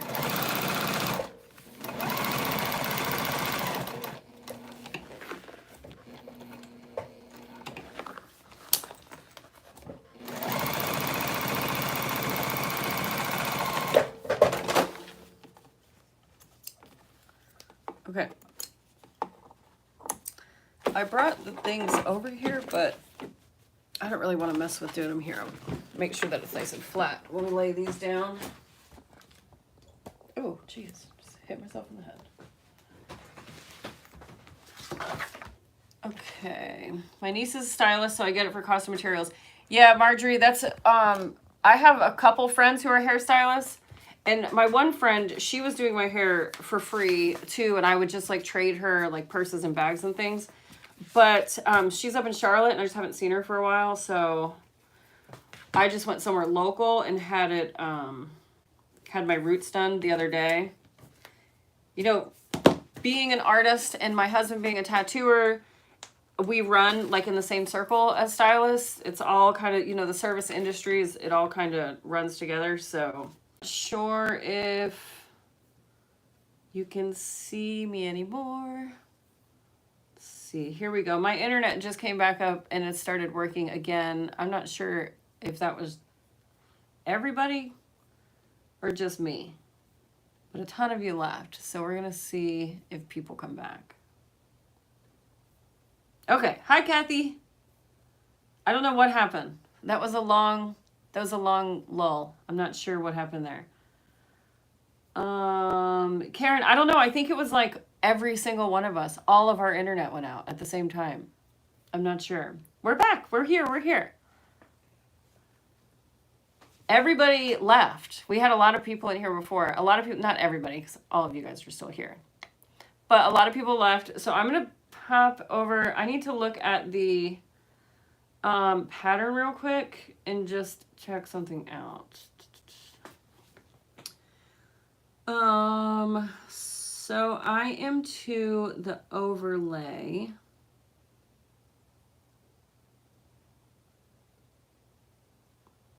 I wonder why. So I'm looking at the directions, and in the directions, hi everybody, you're coming back. In the directions, it has the overlay as one big piece. So I don't know why I cut it. Every time I've made it, I've cut it into 3 separate pieces, and I thought that I was being creative by adding the bottom accent. So I'm confused about this. Let's see, I have like 100 patterns over here. This one's coming up next, the Luna Retro Crossbody. That's going to be a bag pattern coming soon. Oh, and I got the Tribbiani and Sincerely Jen's recent sale. So those are all patterns that I'll be sewing up soon. But where did this pattern go? Oh.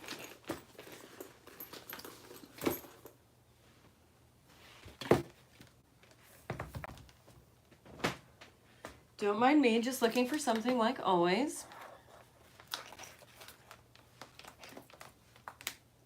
Look at this. Oh, my internet's being funky again. Hopefully we don't go out again. Okay.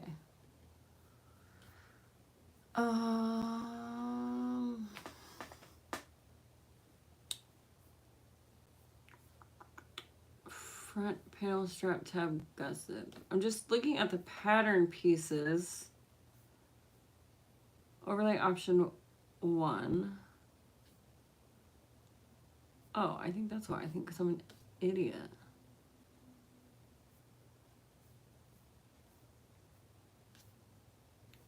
I don't know why I did that. I somehow, for some reason, I thought that it would, I don't know why I cut my overlays like this. Because I essentially go back and make it exactly how it's designed in the pattern. That's funny. All right, well, cool. Here we go. Let's close my window.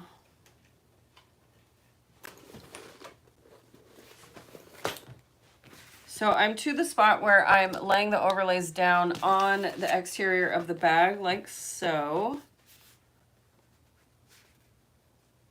And what I was looking at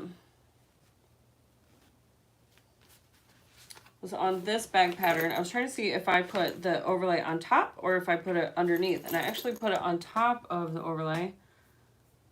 But what I don't know,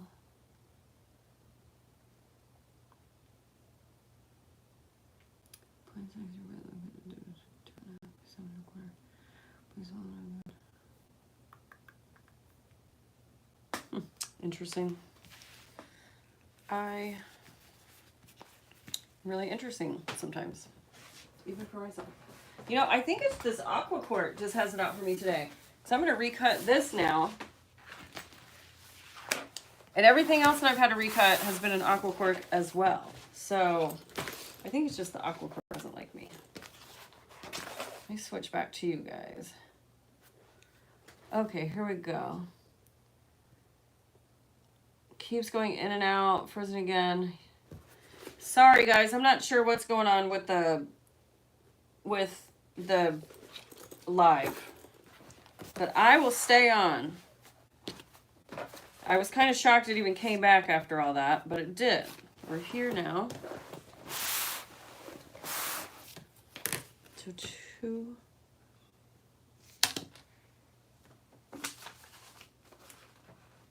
Oh, Oh, there's my notes. Okay, let's see what I wrote in my notes about this. Bottom anchors, huh? 28. Tops from top and bottoms. Okay, did that. Oh my gosh, cut pattern pieces the same being said. Yeah, I don't know why I came up with the idea to cut the overlay like that. Strange. Okay, well, here we go. Okay. Kathy, awesome. Purple hair. Mary, yes, I'm back. Veronica, I'm back. Michelle, back. Rita, mine kept the feed when it came back. Yeah, I didn't switch anything. I just stayed put. Lori, I'll have to watch the replay. Bands have been playing on all day on my porch. That sounds like it could be worse. Well, I guess hopefully they're good bands. Okay, bottom X and 2.5 by 7. So I did. I don't like that. Okay, I'm going with this. Okay. Sorry, there I go. Thinking, processing in the moment. Again. I'm a little confused. I'm really confused as to why I did that to the overlay. But that's how I've made every single one. This is like my 4th Tremont. Just seems funny that I would choose to like totally amend the pattern piece like that, and for really no rhyme or reason that I can think of, because they're all the same. I'm just really confused right now. But because I recut this, I need to add another layer, or I need to add a layer of base coat to make sure that it doesn't fray. They're all good bands. Oh yeah, good, Lori. That would be really terrible if they sucked.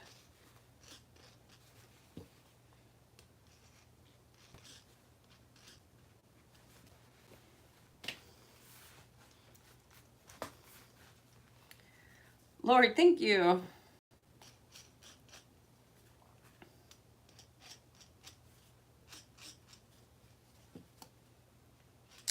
By chance, is Lysandra still in the chat? If you are, say something. So I'm going to ask you a question. Kathy, I love my Tribbiani. Are you doing a video on it? Yes, that's the plan, Kathy. I'm going to do a video on the Tribbiani. I actually have a whole list of videos that are coming up.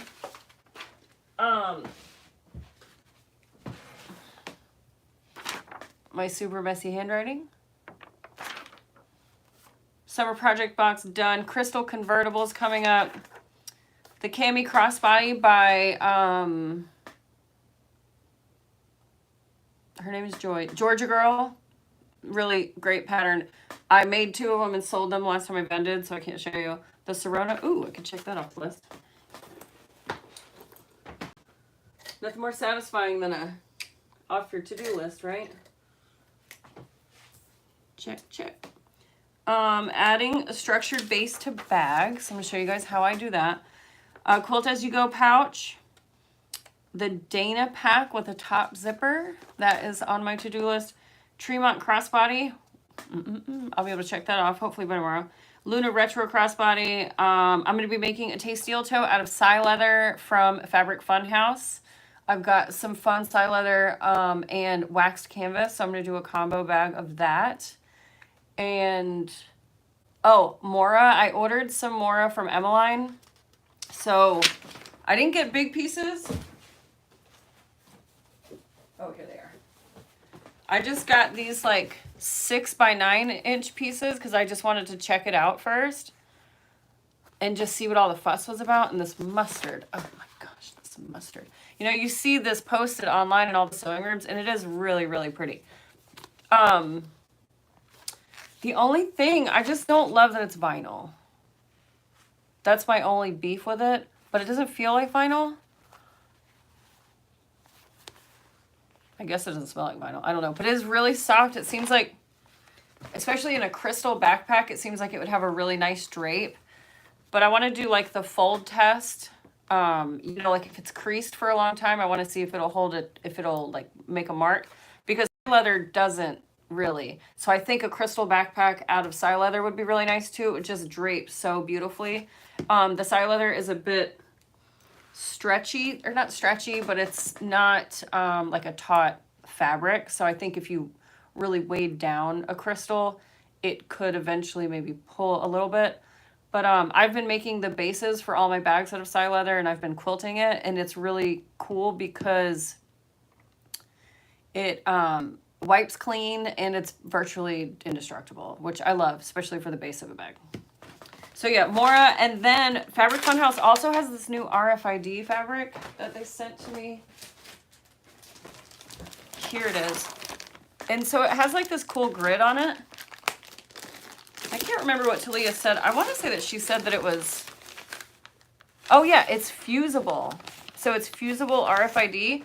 So I want to try this, and I want to make like my card slots out of it for any of my wallets, because I think you wouldn't even have to sew it, depending on how nice or how well the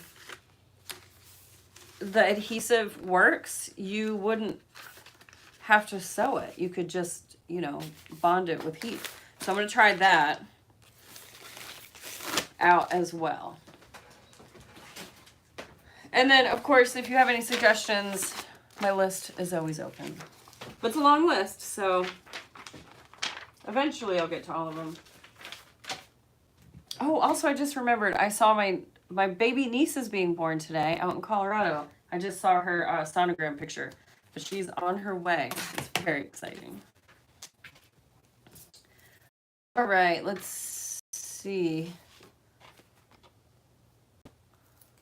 Lysandra, yes, you're here. Okay, Lysandra, do you want a magnetic snap on the back? Because this pattern calls for this to have a magnetic snap. I don't normally put it there, so, but I figured I would ask you. I don't know if you want it. Yeah, do you want a magnetic snap?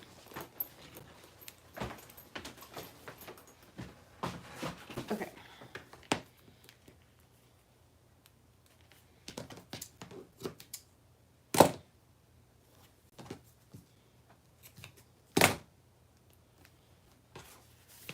All right, so that's going to go on top. This goes here. I'm going to, here we go, I'm a mess again. You can see I'm flailing. There we go.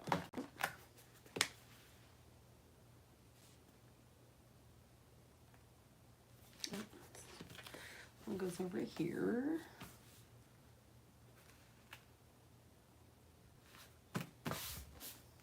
Okay, one down. Mora is not as nice as Cork. Yeah, I mean, it looks nice. I like Cork because it's a really cool talking point and the sustainability aspect of it. But Mora looks pretty, and I think that it could be a cool like accent. So the reason I got the samples was I was gonna do them as the corner accents on like paradigms or on the wristlets, and see what I think about it, because I've never sewn with it before, so I want to sew with it and see how it sews up and see what all the fuss is about. But the colors are just beautiful. I got these two colors, and they're very similar, which on camera they actually look way different, but in person they actually look really similar. But like these two together, oh, and they only had one, but I got a little purple one. But yeah, I figured that it would be good for like corner accents and bases of bags. Maybe. It seems very soft though. I'm not used to working with stuff that's this soft.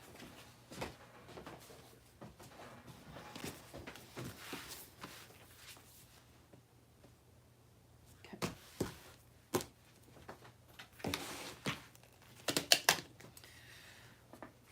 Emily said you have nice handwriting.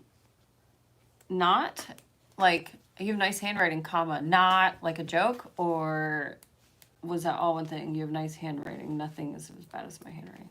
I actually do. I can have nice handwriting, but I don't really write a whole lot anymore, like physically write.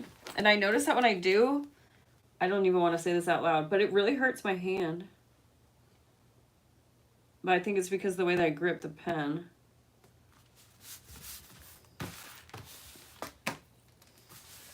This is looking cool. So here we go with the blue base and the blue zipper. It's cool. It's like a neutral, but not. All right. Lysandra, do you want me to quilt the bottom? Mora is great to work with. Jade's a pretty, I'd be attracted to the mustard color. I don't know something about it. Oh yeah, I love mustard. Probably why I wanted to dye my hair yellow.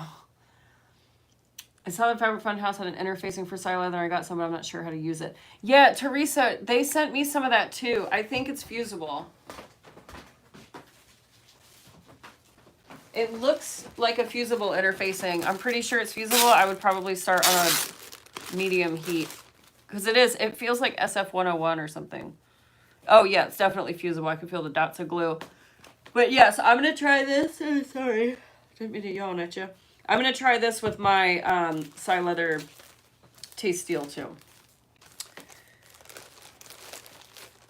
Yeah, Jade, RFID, it's so cool. I put it in a lot of my stuff if people request it.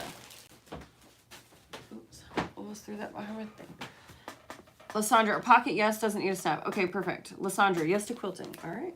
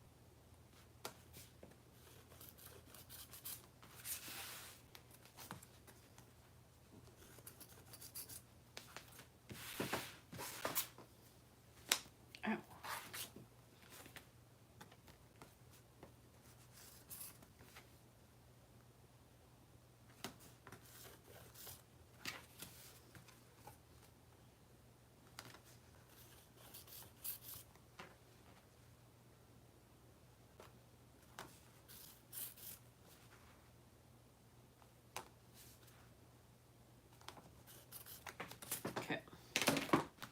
Cool. All right. I'm going to flip you over. Oh, excuse me. Jason, I use sheets for strap connectors or accents. Sometimes a pop of color is needed. I always agree with that. Where do you purchase for RFID? I know you don't like Amazon. Yeah, RFID I normally get from this shop. Well, now that Fabric Fun House sells it, I'll be getting it from them. It's a new addition to their Notions collection. But I did have one shop on Etsy that I had been buying it from. But recently I was told by somebody who watched one of my videos that I should not talk about Etsy because they basically steal from their sellers, which they do, and I agree. But I feel like Etsy is better than Amazon because Etsy, at least you're giving money to somebody, even though Etsy is taking a huge chunk, which they do. They take a giant chunk. That's why I don't sell on Etsy, except for my patterns. And if you do buy my patterns, do not buy them on Etsy because I charge way more for them there. I can't believe how many people still buy them. I have it written everywhere. Go to my website. Go to my website. I charge way more on Etsy. Ooh. We've got a troll in here. Cool. Let me just delete these.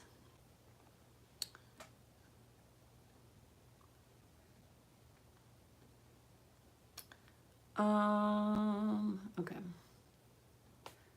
There we go. I've never had that happen before. Yeah, Kathy, Amazon does suck. I don't know. I do know that there's a time and place for Amazon. I'm not saying that it's, you know, that you're terrible if you use it. I'm just saying, you know, we've gotten so accustomed to just immediate shipping and really cheap pricing which is really, it's super helpful. Amazon is really helpful and it comes through in the clutch. But I am at a place in my life where I can spend more time and wait longer to get stuff. And I would rather spend a little bit more money and get it from somebody, from a person, rather than a corporation, just because it's just my personal preference.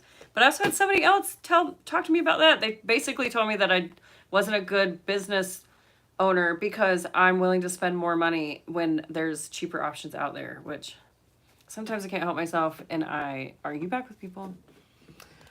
But both of those comments are on the same video, and if I remember which one it is, I'll tell you, because it's funny, and of course, I clapped back. Okay. How do you report a troll? Oh, so, Sam, you can, there's 3 dots on the right side next to everybody's comments, and you can click that, and it gives you the option to report up.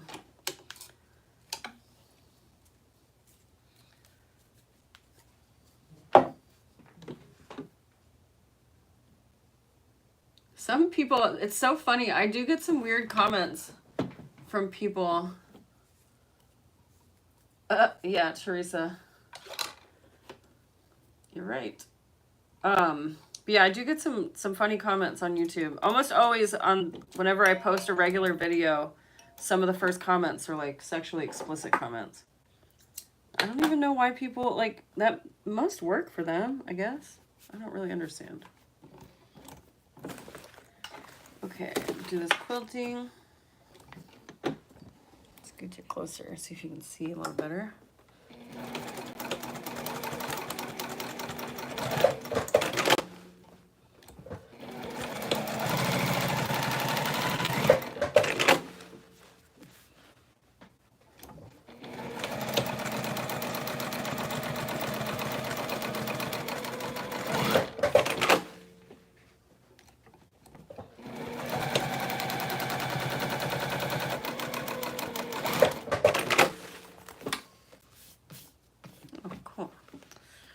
Bobbin thread, because why wouldn't I?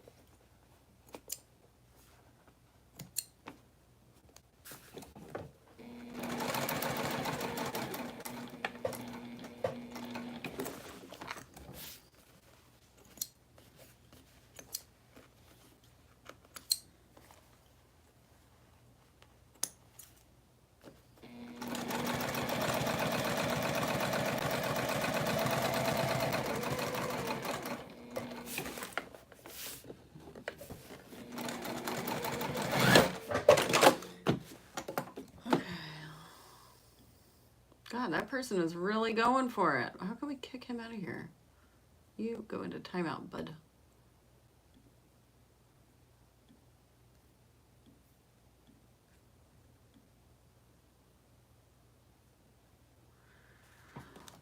Jay said, I want to quilt the bag I'm working on now. I'm a little nervous. Oh, don't be nervous. Just go slow. Use a long stitch length and take your time. Quilting's the best. The comments, I'm saying, yeah. Love the quilting pattern. Thank you. You go, girl, do you. That's all that counts. Yeah. Yeah, I don't know. It's really interesting. And so, because we're here and this is the atmosphere, I don't understand why, because I am willing to put myself on the internet and teach people and share my craft with people, they think that I'm asking for their opinion or that I care about their opinion. Unless I'm asking, like earlier, you guys helped me design the bag. That was amazing. This is like camaraderie and community, but people come at me and leave me these comments like, you're a bad business owner because you spend more money with mom and pop stores. Like, who cares what you think? And don't you think I know, like, A, it's my money. I can spend it wherever I want to. And B, if I want to spend it and pay more with somebody that I care for, then why does that bother, or why does it, why, who cares? I don't know. It's just people think that because I'm online that I'm asking for criticism or opinions or any of that. And that's just not, like, I would never go into Target and be like, I really don't like the way that you have that displayed and your price is too high. Like, people don't do that to other businesses. And it's just really interesting in this culture of people being online. Like, and I'm not trying to be an influencer. I'm not trying to have that reach. I'm just here because I sew with Cork and people seem to enjoy my tutorials. That's it. That's the only reason that I'm here. And it doesn't happen a lot, but it happens enough that it sometimes can be extremely infuriating, where people just give me advice that I didn't ask for. So, if you're one of those people that does that, don't do that. None of you have done that to me. But even if, if people want our opinions, they'll ask, It's just like this thing with the internet. We just all feel like everybody has to, I don't know. That being said, like, on your own page and with your own stuff, like, post away, do what you want. But, like, I just don't think, like, if you post, like, oh, tisk, that's incorrect. Like, that's your opinion. I don't know. It's just this whole metaverse is really frustrating. But the point that I'm getting at is that people come out of nowhere, and I shit you not, it's like 95% men that do this. Even on the internet, they mansplain. And it's just really annoying. Sometimes I take it in stride, and sometimes I fight back. Well, I always fight back, but sometimes I'm pissed, and sometimes I'm not.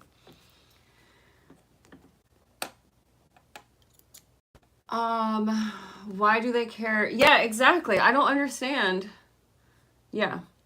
When people start paying my bills to take care of me, then I will listen to them. Yeah, and the good part about that is nobody has to pay my bills. I pay my own. And whoever's on my Patreon, you guys help me pay my bills.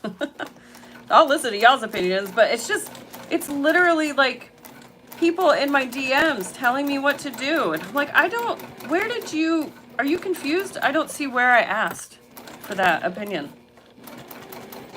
Like, I actually got into it not really got into it, but was having a conversation. It wasn't even really a conversation, but yeah, it was just a whole thing. And then it devolved into religion, and it's like, we don't even have to go through all this. Like, who cares? It's just like, you put yourself out on the internet just because people literally say, like, hey, can you make a tutorial on this? And the next thing I know, I'm having to field comments. And most of them are fine. I'd say a bunch of them are fine. But like how the human brain works, you get one bad review, and that's all that you can think about is the bad review. It's kind of the same thing with everything else. What I think is hilarious, and it used to bother me a lot, not so much anymore, but especially when I first started my YouTube channel, is the thumbs down. People would like dislike the video and they would thumbs down it, but then they wouldn't even actually tell me what they didn't like, you know, like at least at that point it could be constructive criticism, like, hey, your camera angle is terrible or your voice is annoying, which that would piss me off. But like, you know what I mean? It's just the thumbs down thing gets me. Like, if you don't like it, just move on. Keep it moving. That's like my #1 rule. It's my rule in my sewing group. If you don't like something, keep it moving. Just go. Don't even start it. Because I will finish it. I will. I can be a pretty combative person. I don't have a problem finishing stuff. But people want me to just sit here and sew. And it's just, it can be really annoying. But anyways, we're like treading on a subject here that I could go on and on about, but not really worth it. Okay, so there's the bottom. I did the quilting pattern. It's kind of like just an offset diamond. And then I went ahead and I stitched down those guys. So now what I need to do is I need to work on what will become the top piece here. So I'm going to angle you back down. Well, let's read this. As a small business person, patronizing other small businesses makes total sense, right? Doesn't it? Because like my stuff is not less expensive than somebody else, and like there's a reason that you choose to come to me, and I appreciate that, and that makes a big difference to my bottom line. So why this guy thought that it, you know, was sound advice to tell me that I need to be spending less, I was just like, obviously you don't care about like the small business mindset. Lack of respect, feeling entitlement, absolutely. It's your money time. YouTubers are great. I learn a great deal from them. And so do I. Like, I find that I watch YouTube all the time. And so I love doing this. And this is a lot. Like, you guys are actually my friends. Like, I consider you my friends because I know that you're going to be there. And I know that if I need something, I can reach out to y'all. And, like, for real, it's Saturday night and I'm here. I'd much rather be doing this with you guys. And I think that speaks to the community that we've created, not necessarily that any of us don't have like real life friends, which I'm not saying that y'all don't. I don't have a lot of real life friends, but probably goes right back to the attitude that we were just talking about. Cheryl, thank you. I appreciate y'all too. And I wasn't trying to like complain at you guys. It's just literally those two guys reached out to me recently and it bugged me. I learned how to watch sewing YouTube. Yeah. They pay my salary. Yeah, my Patreon people pay a portion of my salary for sure, but not those two buttholes. Sam, yes, love the attitudes. Absolutely. Lori, you teach very well. You're straight to the point. Yeah, that's one thing. I'm straight to the point, like in all aspects of my life, which is why I have a small circle of friends, because people are idiots. Thumbs down is still attention, so it's all good. I guess, yeah. I mean, I suppose it is. It's interaction. I just think it's funny, interaction. The thumbs down, I just think it's funny. And to be honest, I haven't had a thumbs down in a while. Well, not one that, like, I noticed in a while, which I'm sure I have. But it used to be all that I really looked at. But yeah, I don't know. It's funny. All right, Mary, it's about quality. We look and pay for quality. I'm the same way. Yeah, you get what you pay for. I've learned that the hard way plenty of times. I'm going to angle you guys back down so that I can show you the hack that I am doing, which I don't know if it's a hack, because I know that this is how the original pattern is written. It's where you take this pattern piece and you lay it right sides together with this side here. But instead of cutting out the pattern piece as the pattern piece is in the pattern, which is, it's usually this big, it comes all the way down and around, I just made it the same size as the pocket facing piece. And the reason I did that was just to alleviate the waste in this little area. So I'm going to put that here, and then this goes to the machine, and we're going to stitch it right sides together, then flip and top stitch. And then I have to think about this real quick. I actually think I need to put my strap anchors right there too. I have to find my other strapping pair. Where did it go?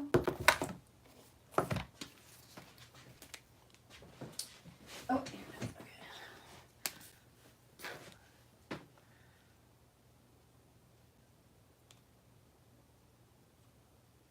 is. Okay, so I don't have any 3/4 inch rectangle rings, so I'm just going to make them by taking these tri-slides off of here.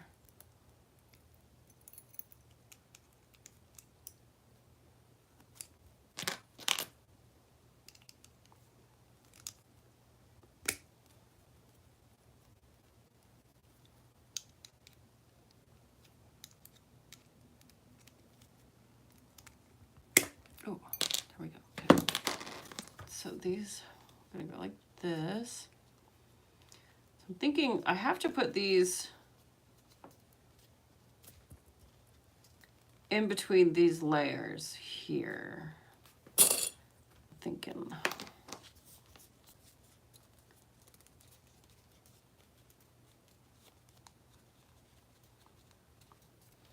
Jade said, do you have a circle of friends? I have my sister out in Washington, and then my girlfriends from Colorado that I don't see, obviously. And that's it. I don't hang out with people here in Shelby. I hang out with my husband and our friend Andy. I do have some friends down about an hour from me where I used to live many years ago, but we don't see each other very often. But yeah, I don't have time for people. People are people, you know, whatever.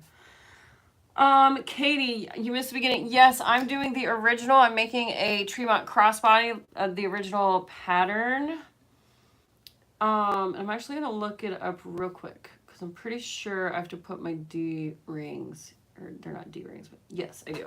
Okay, so I need to put my strap connectors here in between these two layers. So I'm going to do that. I'm glad I caught that before I moved on. Go you back down. So I'm just going to center this on this panel. All right, and then I'm going to put them 1 inch in, and I don't want them to stick up too much. I don't really like it when things stick up an insane amount. I think it, for some reason, it always reminds me of like animal ears when they do that.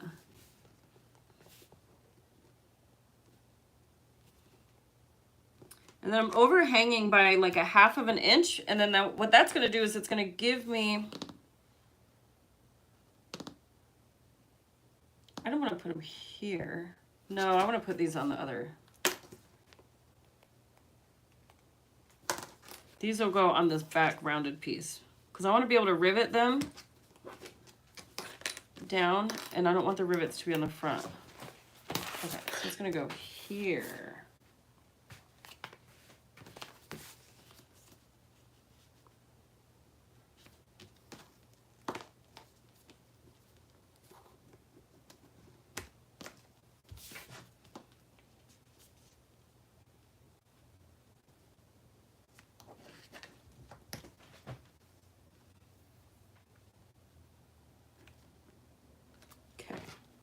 And this will go like this. So I'm going to sandwich these guys inside of this.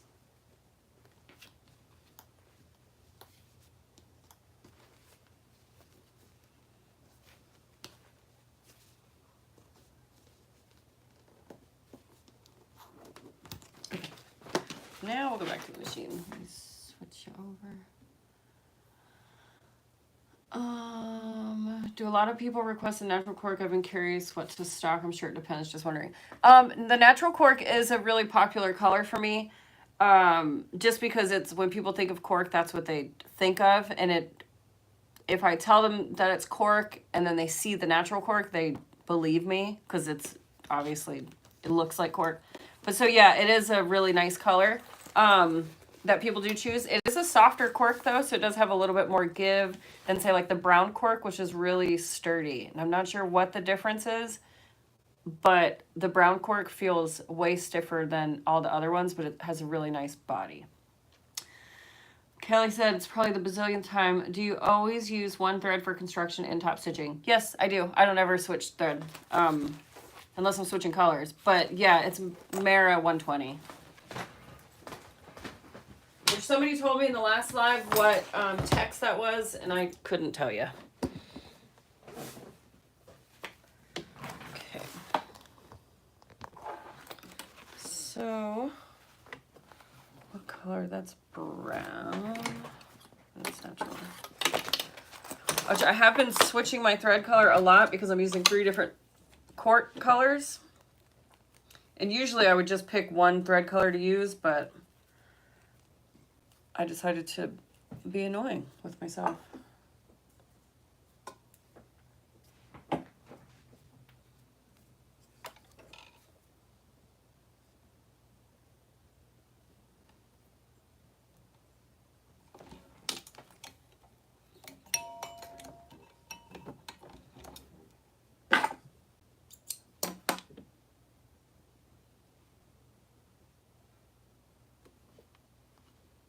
Gosh, I really need to get a new needle threader. I used to have one. I always said I would never use it, and then when I got one, I used it all the time, and then it broke. And now I need to get a new one.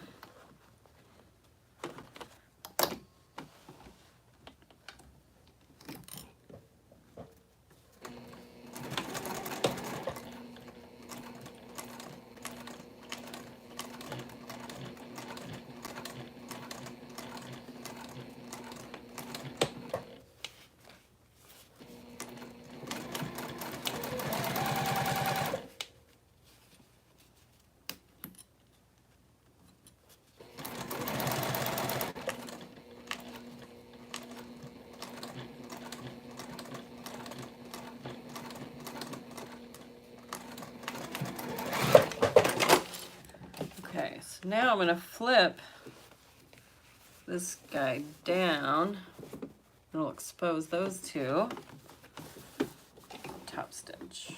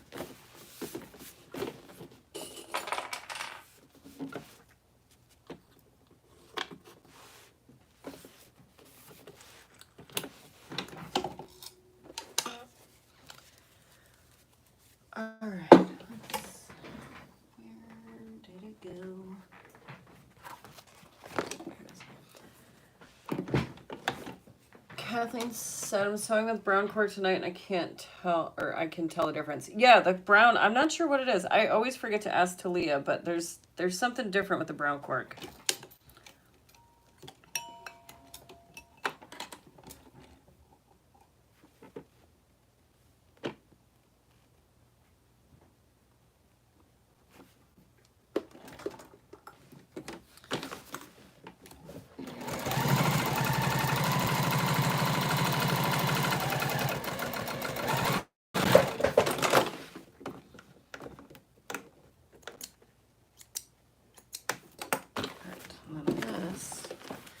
Goes here.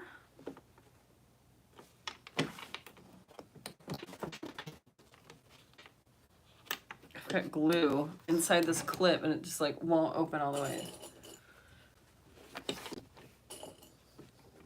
For some reason it's funny to me. It's humorous. All right, I think I'm gonna bring it up just a touch. So I'm just gonna check to see if my top edges meet up nicely before I make any changes, but I feel like I wanna move this piece around. Okay, yeah, so I need to come down. See, so there's a lot hanging, there's a lot overhang here. So what I need to do is I need to make sure that my bottom edges are meeting up. So I'm going to clip there first and then see what I have to do with this top pocket to make it fit correctly. Oh, looks like I'll just be moving it down.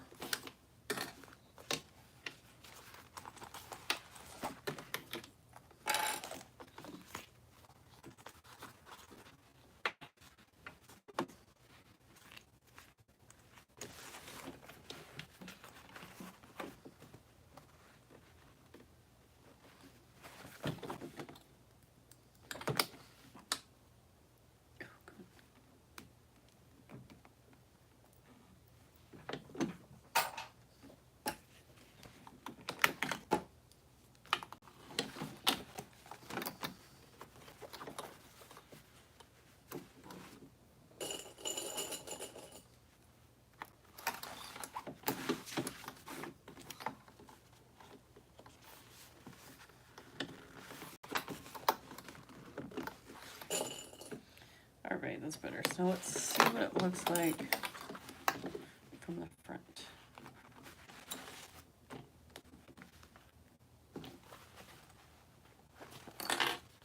All right, it's up a little high. It's super wonky. I need to just go to my ruler.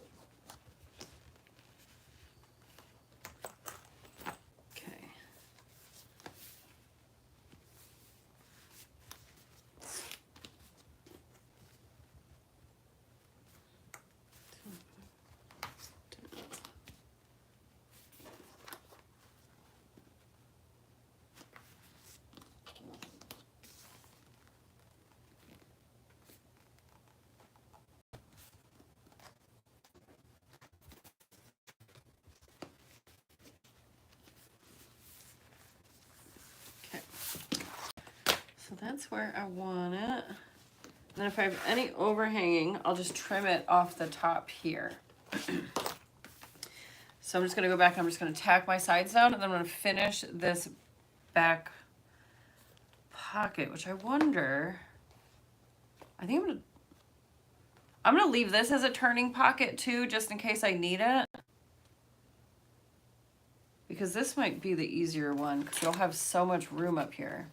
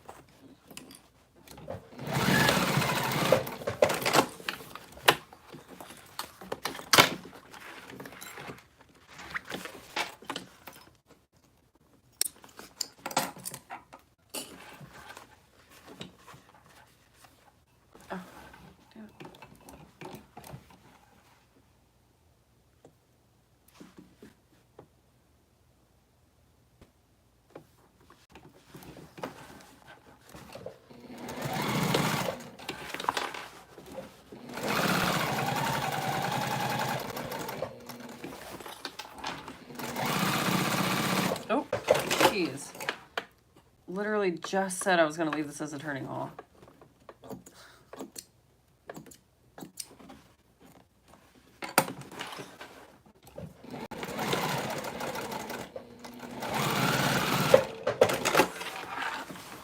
I normally do the L shape at the bottom, but I figured with this bag, I remember last time I had such a hard time turning it.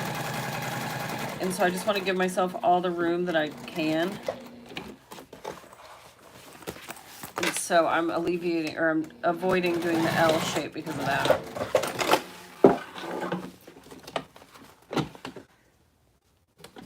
Uh-oh. I need to plug my phone in.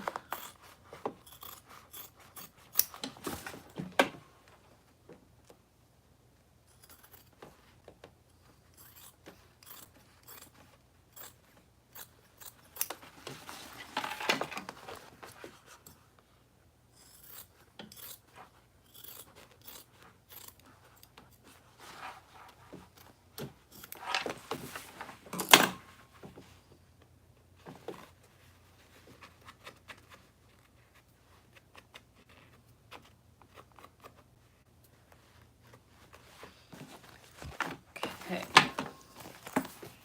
so there's the inside pocket, looking pretty cute. I need to just add some rivets here, and then we're all done with the exterior. Which is good, because my phone is at 10%.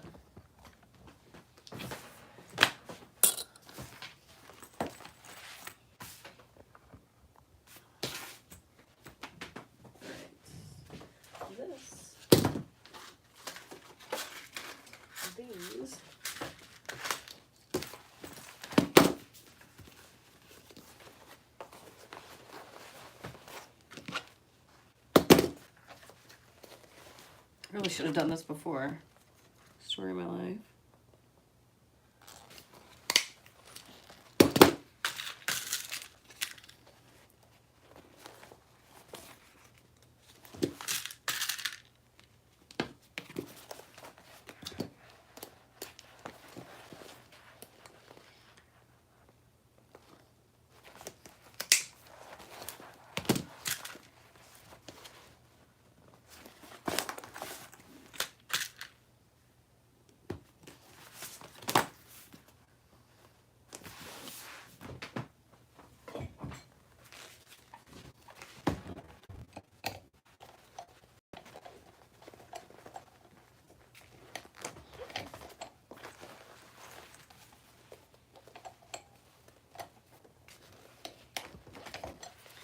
Okay, there we go. Cute little rivets. I always love the look that rivets give. Cool, so the next steps that I will do off camera, because my phone's gonna die, is I need to add my zipper tape, and then I will grate a zipper sandwich. I mean, I guess I can start doing it. I can just go until my phone dies. That's fine. So I need to cut the zipper.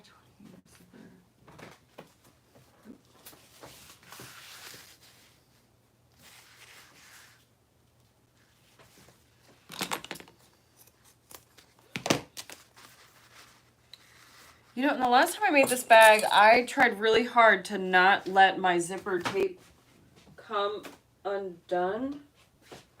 And I'm wondering now, I guess it just ensures that you don't, that your zipper tape like lines up correctly, but I feel like it could be done by taking it apart. Teresa, how much of a post is supposed to stick out of the rivet above the fabric? Not a lot. You basically want the caps to be on both ends of the fabric, because if the post is sticking out and you go to rivet it and there's nothing for it to rivet into, it gives it opportunity to shift and move on you. So you want the rivet in the cap to be as thick, or you want the rivet post to be as thick as what you're riveting, essentially. I mean, sometimes I even kind of have to really push the other cap on, and I find that to work great too, because then I know that there isn't going to be any shifting, which is exactly what you want to avoid.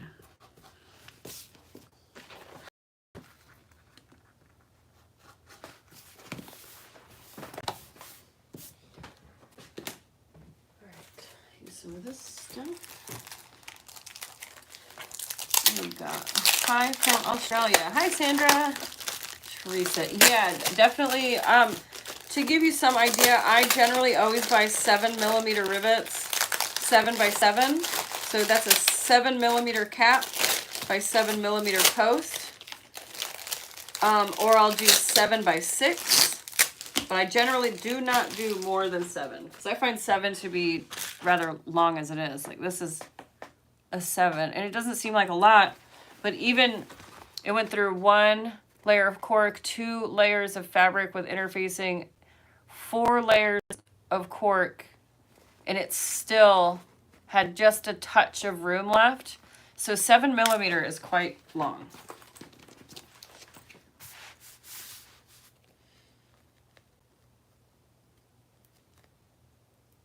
Ooh, this tape kind of stinks.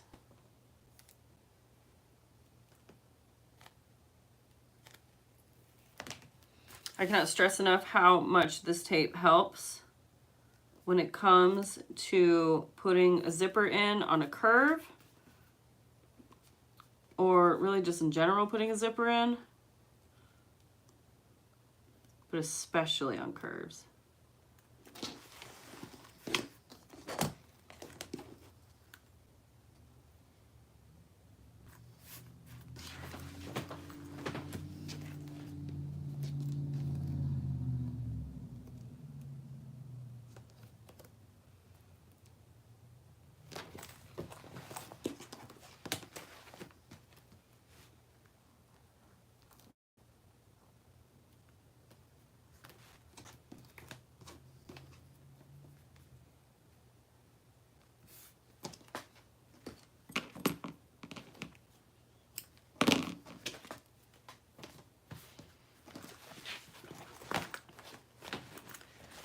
I'm gonna mark the middle of my zipper tape.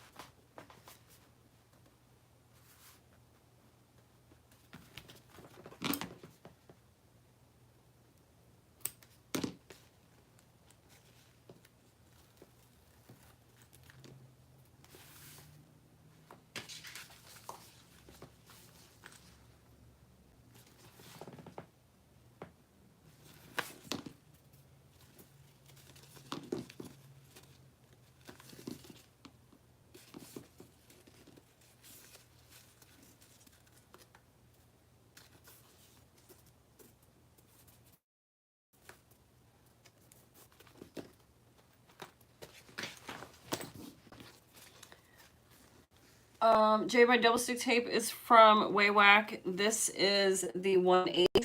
It's hyper stick. Looks like. I also get the 1/4 inch. But the 1/4 inch, it can be used with zipper tape, especially number 5. But you run the risk of your needle hitting it, which again, generally speaking, my machine is okay with that. But if I can keep the tape out of my stitch line, I will. And this tape is just so narrow that it's really easy to maneuver around all the curves. And having like multiple layers, it doesn't matter because I'm not going to hit it.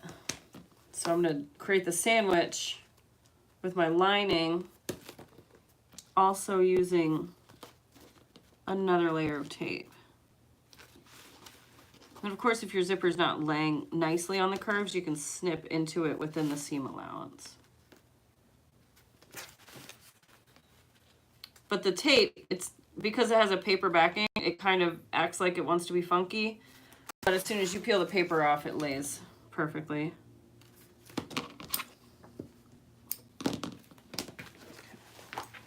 So this is the front of the bag. So I'm going to do the part, the lining that doesn't have a pocket.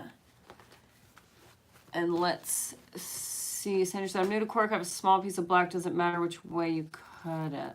Oh, like if you have to cut it on the bias? No. I have not had any issues with that. If you're making straps, some might say so, but I don't. I don't pay attention to that stuff. Which, don't, you know, Do as I say, not as I do, I guess. I don't really know. Make your own decisions. But I don't pay any attention which direction I'm cutting cork.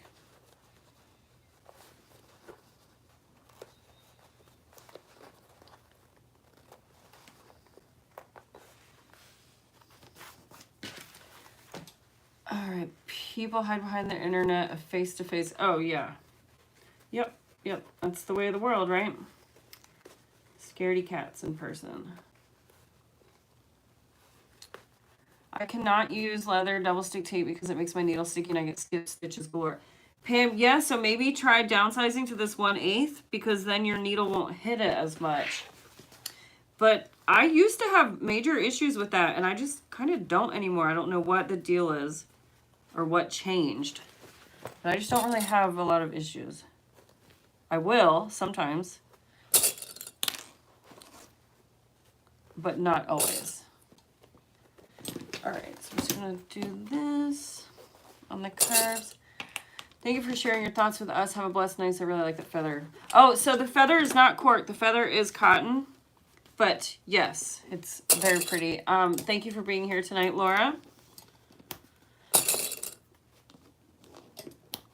All right, I'm gonna go stitch this down. You can use thread lubricant on your needle to prevent. Oh, that's a great idea. Tell me how to say your name because I don't want to mess it up. Sorry, I almost said the F word. Nikita is how I'm assuming, but I just want to make sure. Smudge vinyl needles. I've never heard of those before, the vinyl needles. All right, let me check. My phone is getting low on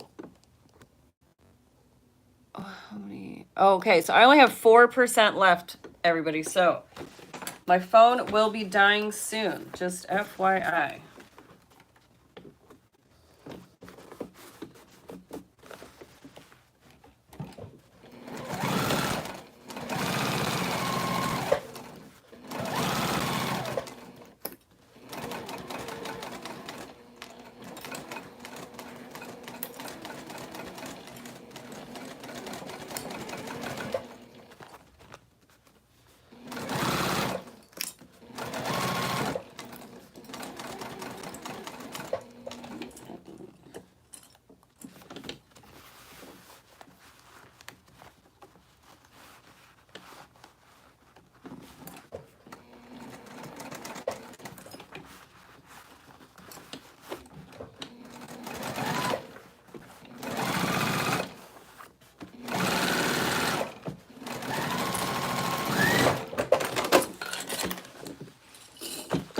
Okay, we'll see if I can bust through this and flip it so you can see what it looks like before the phone dies. Or let's see, you can plug in for just a little bit.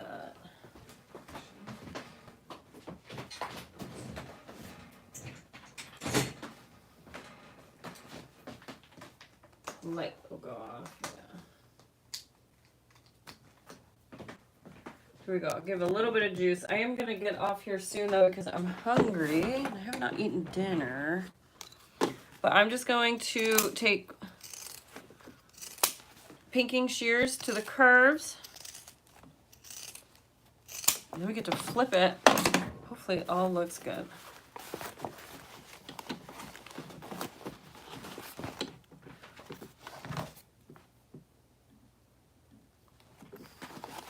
Hi, Letitia. Love the quilting on the bottom. Thank you, Kelly.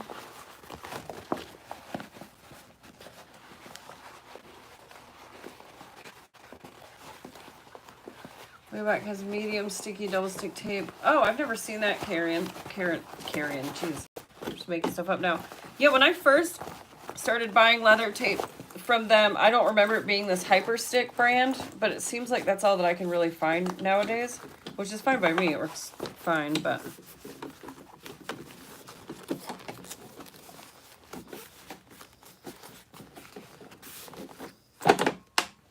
I don't remember where I got this icy blue zip tape from, but I'm gonna have to figure that out.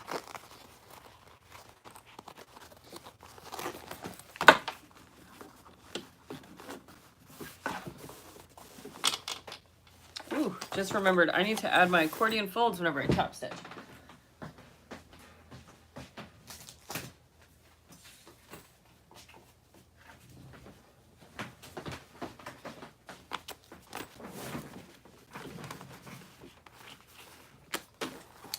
So I deviate from the pattern pretty big here with my accordion folds. That is something that I suggest checking out the pattern if you're not into the way that I'm going to do it. I need to flip this back out and fix it. You can see where my zipper tape folded on itself. Right there. That's the type of thing that drives me nuts. Oh, yep, we can see it right there. Yeah, so when I do my accordion fold thingy, accordion sides, I'm gonna just lay it right in my seam allowance and pick it up as I'm sewing, as I'm top stitching around this area. But the pattern, she has you make the accordion sides using cotton. And it's a standard, you know, sew right sides together, flip. It's that type of process. But because I'm using cork, I don't want to do that. It would be way too thick. So I just cut raw cork, finish the edges, and then, yeah, sew it in like I'm going to here in a minute.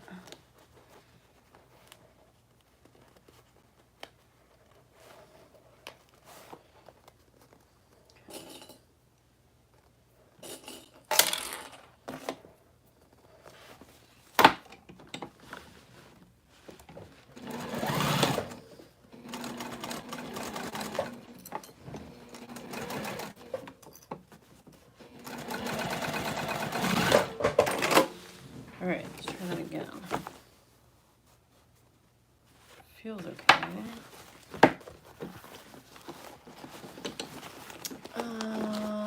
Kathleen, yes, thanks for joining. Sandra said, I recently bought ceramic needles. Whoa, ceramic needles? Wow, that sounds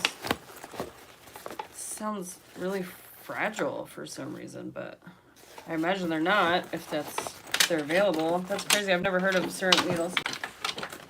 Cheryl, have a good night. Thank you. Yes, you're welcome, Cheryl. Thanks for joining.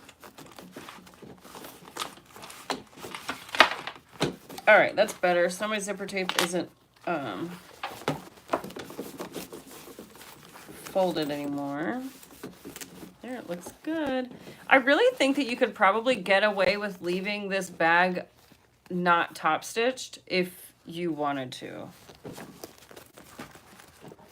Top stitching it does like provide a really nice seam line and it looks good, but I do think that you could get away with it and it wouldn't look bad. Okay, it's the most scary part when you have to top stitch. Top stitching on curves is very scary. All right, so these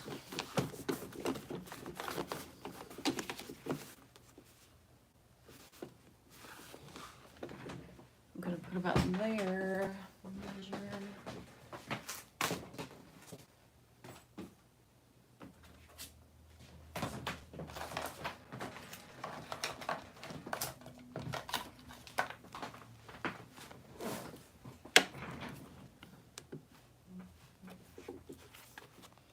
So on the straight edge, oops, I forgot to cut this.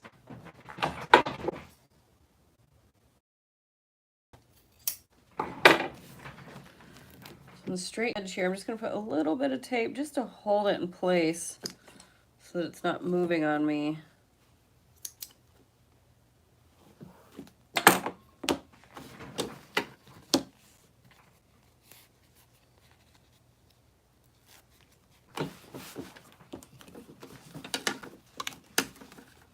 All right, so I'm gonna put it 1 inch up. And so I'm just gonna lay it. I'm gonna match up this raw edge right with the edge of my cotton fabric. Just like that, right on that edge. And then I'm gonna flip and top stitch from the cork side because I want to keep a close eye on that side.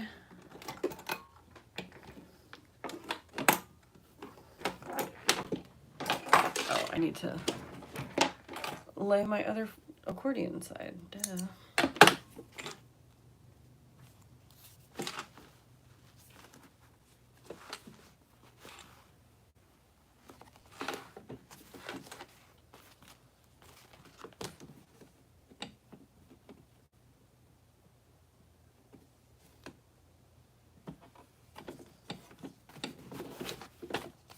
Just want to be careful.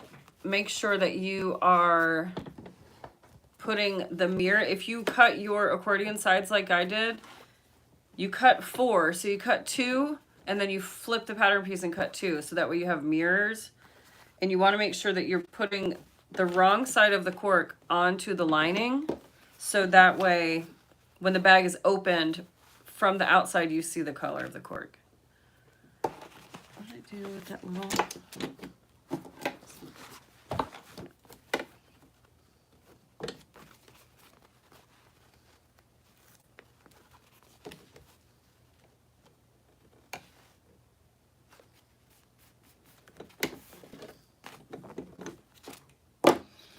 All right, bombs away.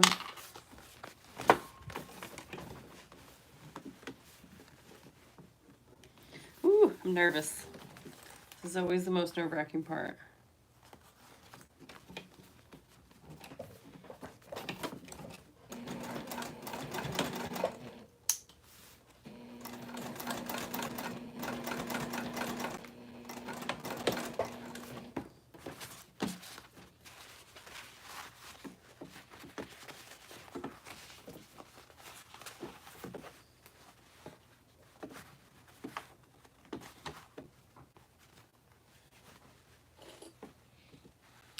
This is flip-flopping everywhere. There we go.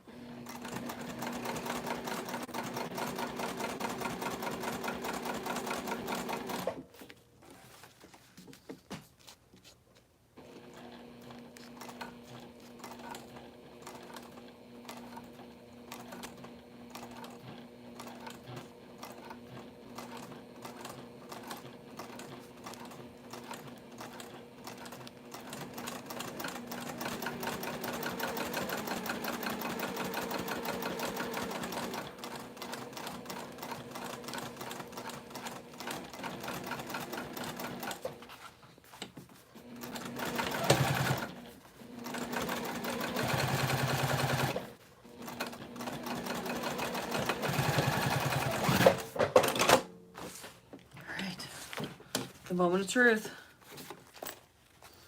Yay! Not too shabby. Let's check the inside. Okay. All right. Looks good.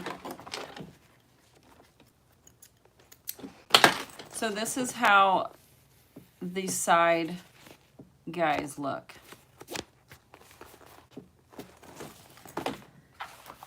Okay.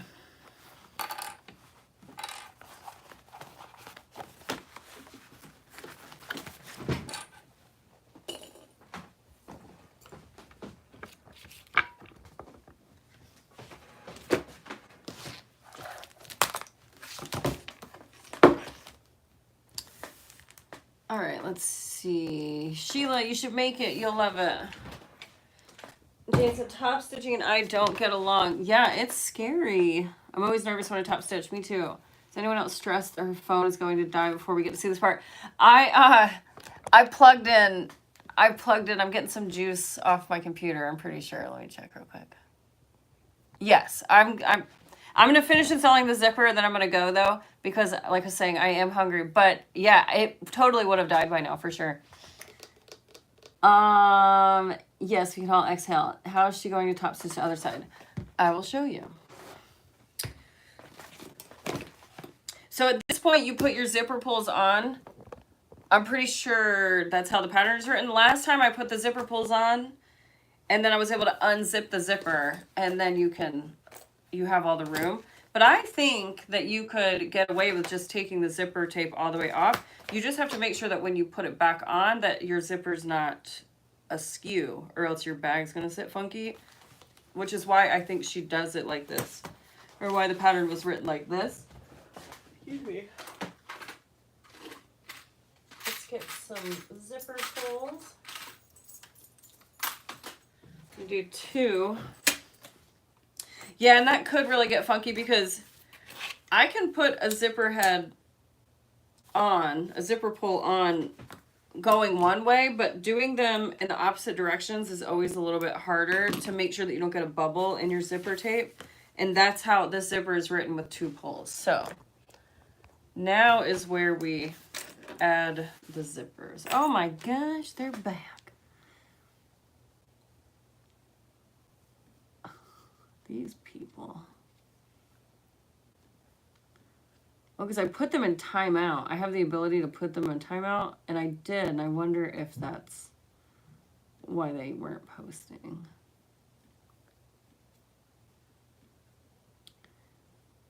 Okay.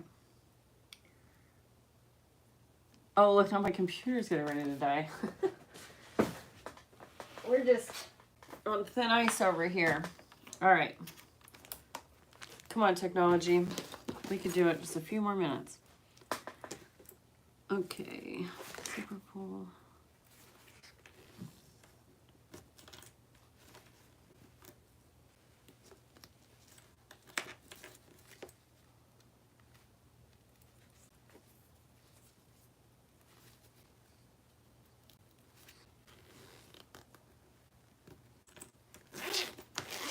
Okay, there's one.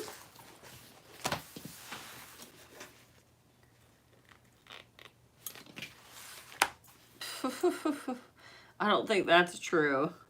I think probably they're like, oh, it's somebody on live. I was just thinking about that. They must think that there's guys in here, I guess. Oh my gosh, that was like the most perfect pull. Oh my, I have never done that before. Wow, were they both? Toot, toot. Don't like to toot my own horn, but toot, toot on that one. Okay, so there we go. So now we have a nice, there's no big bubble or anything here. Looking good. Oh my gosh, they're back again. Well, yeah, I would say, so it's either the phone or the computer, or it's these trolls that are trying to take us out. Somebody's going to take us out, and it's all technology based.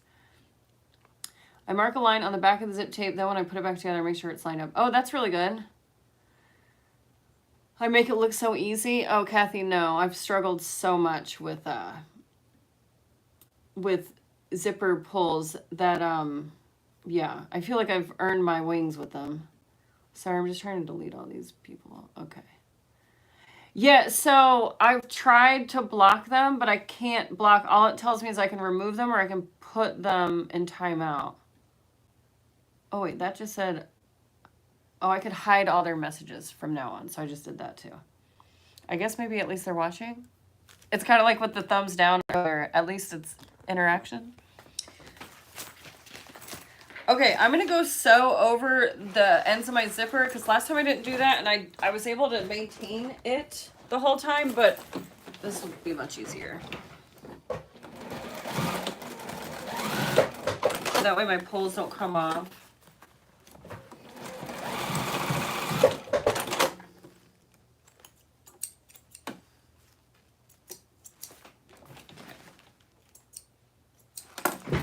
So we go.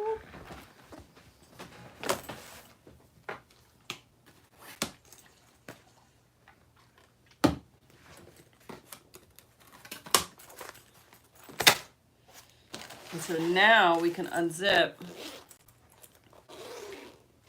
and work with this easier.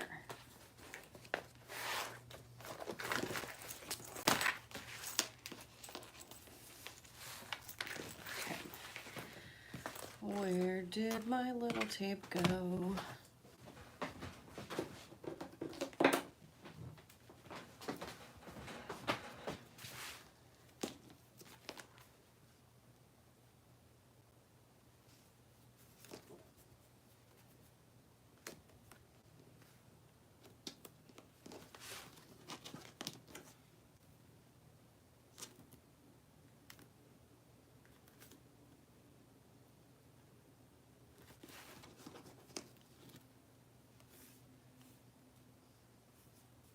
Maybe by watching they'll learn a new hobby. Yeah, we can like make the AI sentient.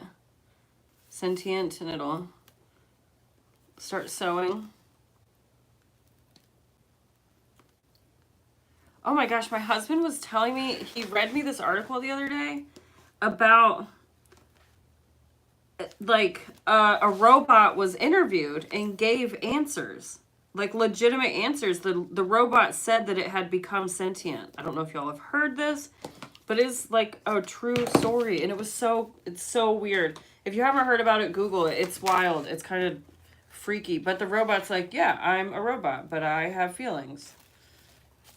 And it's just so strange. But yeah, maybe I could teach that robot how to sew.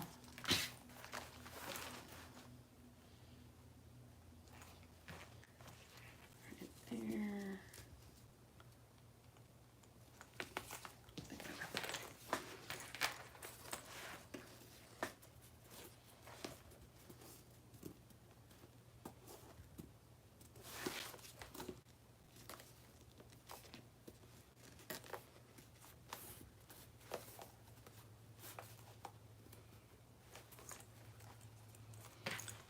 Alright, are you twisted? If you are, I'm gonna be mad.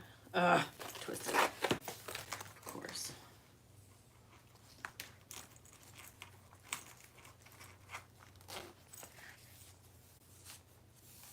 Okay. Let's try this again.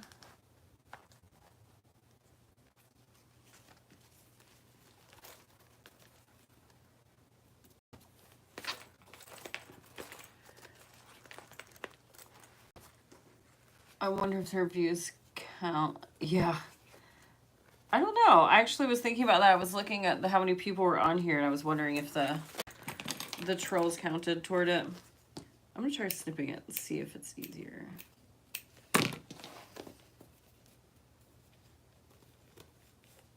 Oh, yeah.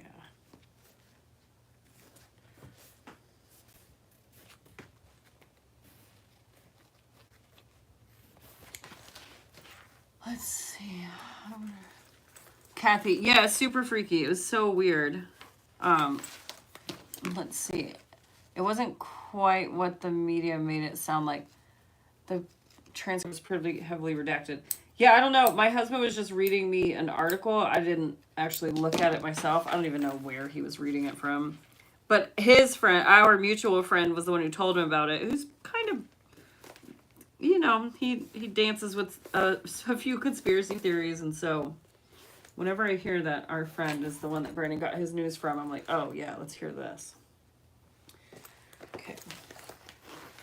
Got that going. So now we just need to lay the lining, put one more layer of this tape. If only trolls put as much work into something productive versus being ugly.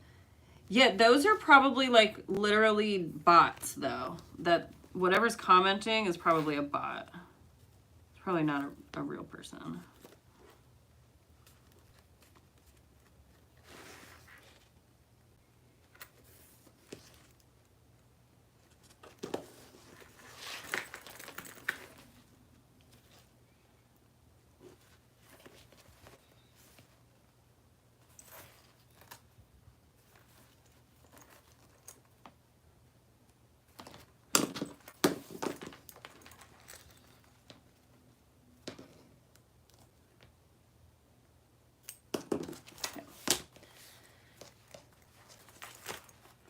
Find our center here. Scary about the robot. Yeah, Sam, it's crazy. And yes, you should definitely make it. It's a really fun little bag. I think that it would be really cool. I talked about this in the last one that I did in my backpack video. I think that it would be really cool, a little larger, and if you put a gusset on the zipper, so then it's like wider at the zipper. Oh, maybe I should add that. Let me add that to my video list. Gusset zipper Tremont.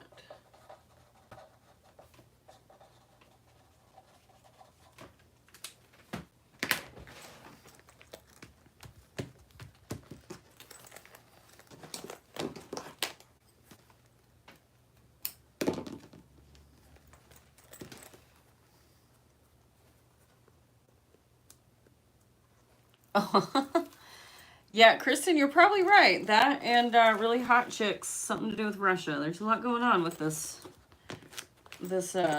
bot. I actually do still get phone calls about my car's extended warranty. And it's, you'd think that they would understand that they're just the butt of a huge joke right now. It's almost like funny now when it happens.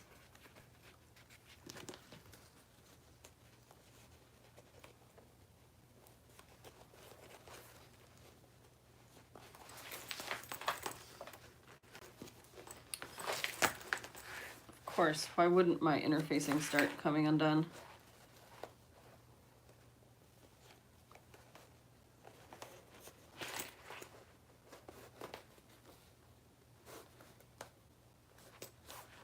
Okay. Let's get some pin or clips on this guy before it comes undone.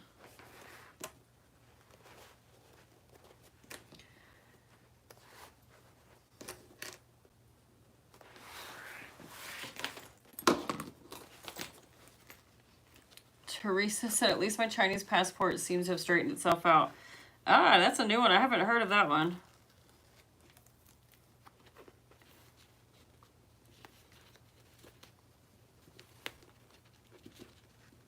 I get this phone call. I used to get it in Colorado too, but where it sounds like a person is on the phone, but it's actually a recording. It's usually for like police. They want donations.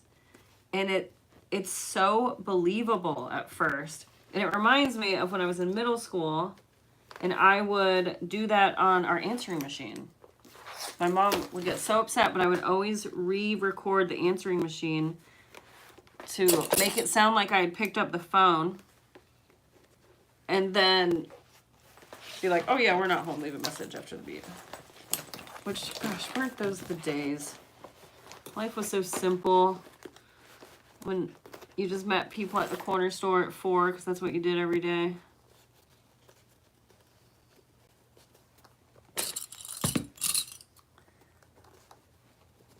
I answer those calls and ask them, do they have coverage? The conversation is either intense or hilarious. Yeah, I like to, I'll talk to people. I'll talk to telemarketers. I'll tell you what, I used to be a telemarketer many, many, many moons ago. And there was a lot of lonely people. And there were a lot of people that they really just wanted to talk to somebody. And as sad as it is, it was also pretty cute. And I actually met one of these women. It was probably a really bad idea, but she convinced me to come to her house. So I used to sell whole house water filtration systems. And the way that we would get into their home to do a demo would be the telemarketers we would call and we would sign them up to do a water test, which this was all legit, but we were cold calling these people. But so I cold called this one lady. And if you didn't answer or you didn't say no or whatever, then you got recycled and your number stayed on our list and we would call you back. Well, I ended up creating like a relationship with this lady over the phone, and you could tell that she was like a very heavy smoker and that she lived alone and that she was like older. And somehow she convinced me to come to her house because, again, we did an in-house demo, so everybody was local to where we were calling. So this was in Greenville, South Carolina, where I lived. Long story short, I go to her house with a friend. I bring a friend with me, and she was like a legitimate hoarder. She 100% hoarded. Actually, I think the way she got me to come was she said if I did the demo, we could come in and test her water. So I learned from like the people. Anyways, her and I like became pseudo friends, and I would go over to her house all the time and I would try to like help her clean her house. And I had never met anybody that was a legitimate hoarder like that. And she would allow me to clean up, and then she would go out at night and take everything out of the trash that I threw away. And she had a huge house in Greenville. It's probably like a 3 or 4 bedroom house. And I'm talking floor to ceiling, just stuff everywhere. And she was a coupon person. So like if she would clip all the coupons, and if the limit was 10 rolls of 24 roll toilet paper, she would buy all 10. It was wild. I don't know whatever happened to her, but she would lay in her bed and she would smoke just like with all this stuff around her. And I wouldn't be shocked if she died in a fire, honestly. It was scary. But I tried to clean her house for years. But her family had like disowned her. I don't know. It was crazy. I felt bad for her. I think about her every now and then. I often wonder what happened to her. It was a long time ago though.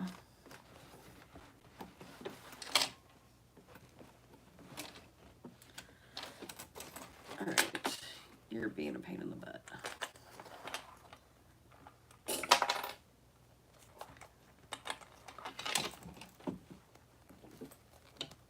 Let's see, Kristen said, I answer mine sounding like they called 911. Oh God, that's hilarious. I did not get kidnapped. I didn't know. I think it would be easier to assemble if you put the zipper on a gusset. I think you're right, yeah. But would that mean that we would have to use binding to finish the interior? No, I don't think so. That's why I really want to play with this design because it's a really cool design. Oh, no wonder I can't zip it up, Jesus. It's like pulling on this thing and it's not zipping.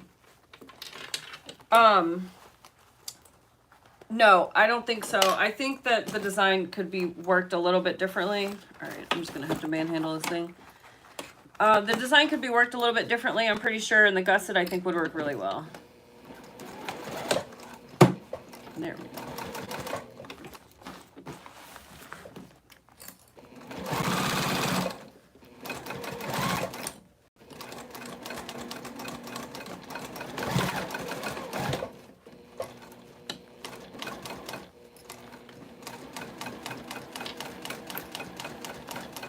I also think that making this out of all cotton would be a cinch.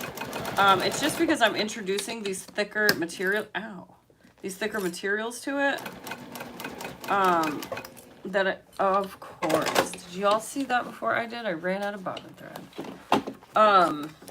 These thicker materials that are just a bit more stiff obviously make it a little harder. Cool. That's fun when that happens. All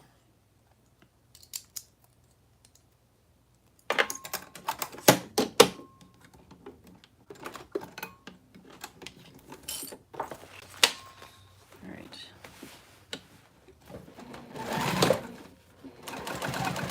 This tag that I put in here really is, I mean, just couldn't be more true. That I took forever to make. I didn't know I was setting myself up when I picked that one.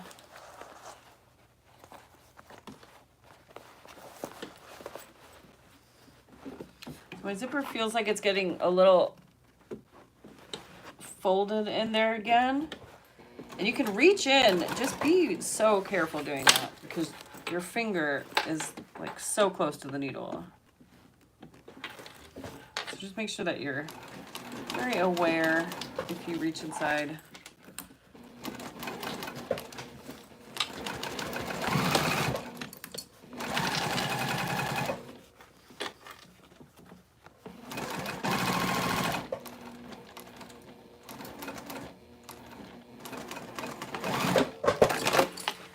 Okay.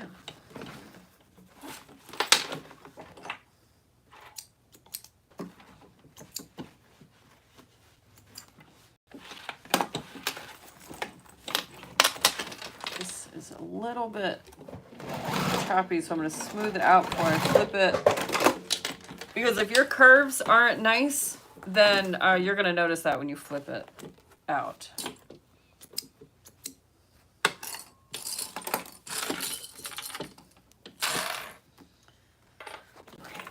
Here we go.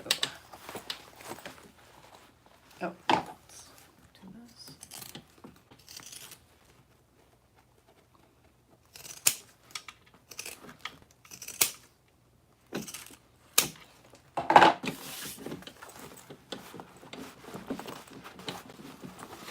Jade, yeah, hoarding is really, it's the first and only time I've ever seen it like that. Kathy, I hate binding. You know, I do too, but it seems like a lot of bags recently are being designed with binding, and I gotta say, I've given it another shot, and it's not nearly as bad as I remember. So, I used to never, if a bag had binding, I would just skip right over it, but now I will consider them. My husband used to say city morgue. Oh God, yeah. Teresa said, I just don't care for the way that most binding looks. Yeah, that's my problem. And I'm not super, like, great with binding. It's, you know, I'm just not, like, adept at it. I do find that most people don't even notice that, but still, I'm such a perfectionist when it comes to stuff like that.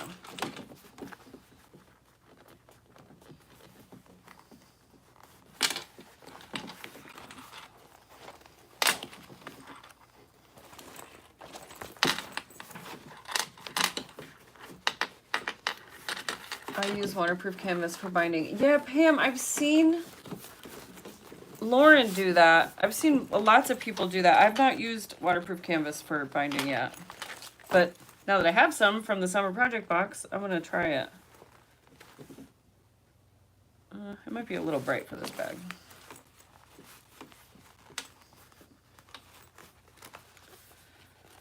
Okay. Sewed one of my hairs into it.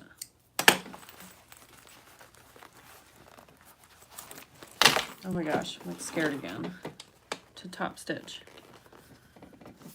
Okay, so this is this back area with all of this, with this extra pocket, with the cork, with the interfacing, makes this really stiff, like, or thick in there. So that is something that you need to pay attention to when you're stitching. And I'm gonna hope that my accordion side doesn't interfere with that, but I think it might. Yeah, it's gonna hit like right below that pocket, which we will find out how that goes.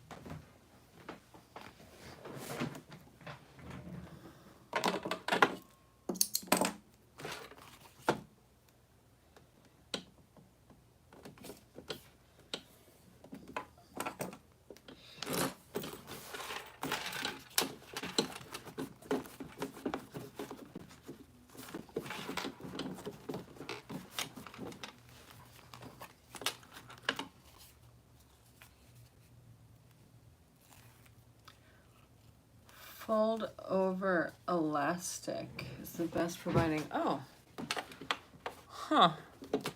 I feel like I've like read that somewhere. I have some fold over elastic, but it's little. It's like thin.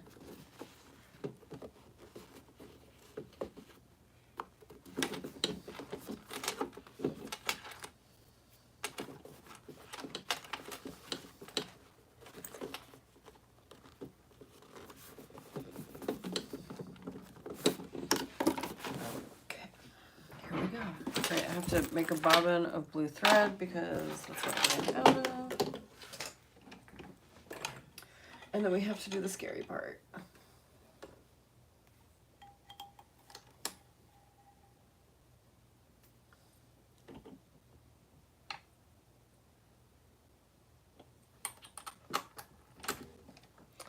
All right, I gotta make this bobbin real quick, but what are y'all talking about? So fold bias binding. Oh yeah, I never, if I did like balance stuff, I always use bias tape, like pre-made bias tape, or I've used cork, just like fold over cork, because you can leave it raw, obviously. I've never tried fold over elastic.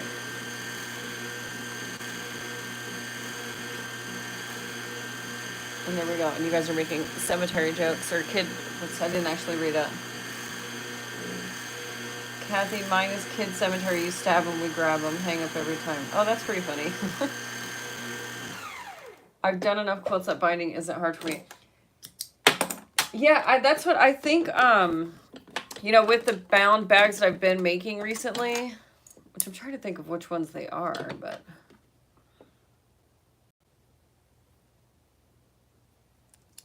I can't remember. But I've definitely made a few that have like actual binding, and this is just like 2 little strips, so it's not much at all. But yeah, it really hasn't been that hard. Gosh, why can't I think? I must have sold them, whatever they were. Oh, the Erica Bowler bags. Those are bound. And I was really not looking forward to that. But the bag itself is so big and the curves are pretty, they're like easy curves. So it really wasn't that bad. I just more so have a hard time, like when I'm stitching it on the front, how it looks on the back. Yeah. But as with everything, you know, you get better with more practice. Which, speaking of more practice, here we go, top stitching. I'm scared. This is like even harder because it's connected in the zipper and it gets so thick down here. Okay, just play nice.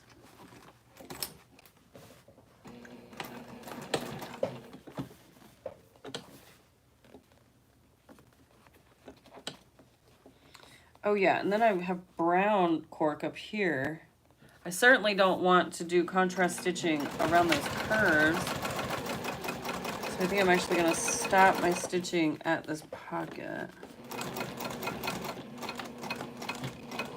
Ooh, yeah, you can hear how thick it is.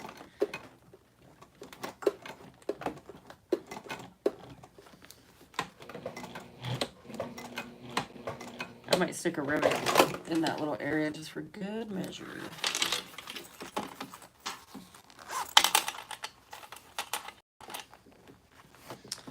Yeah, she's thick. So thick. Even the needle, when it raised up on its own, had to be moved.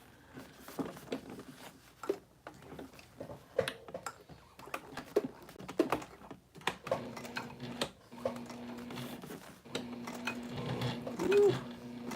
Come on, little machine.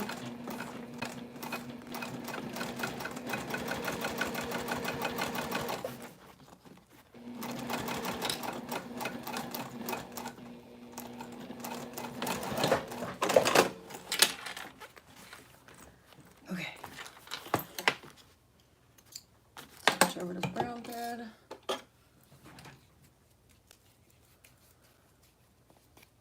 Just finished my first run. Oh, awesome, Katie. What'd you think? Hopefully good things.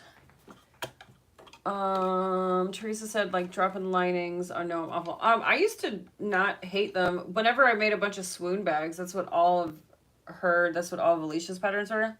They were all drop-ins, and so I got pretty good at them. The hard part is just like wherever the zipper meets the gusset on drop-ins on those patterns, in my experience. But now that I have rivets and stuff, I could probably make them a lot nicer.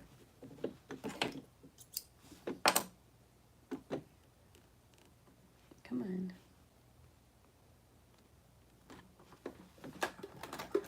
Oh, here we go. All right. Who's this guy? Find love in your city, guys. Oh, that's so sweet.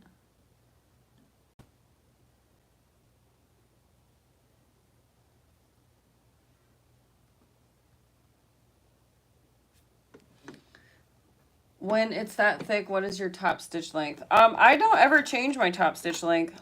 I actually don't ever really change my length at all. I always stitch at a 4. Yeah, it looks good from this side so far. Now I just got to go around the curves.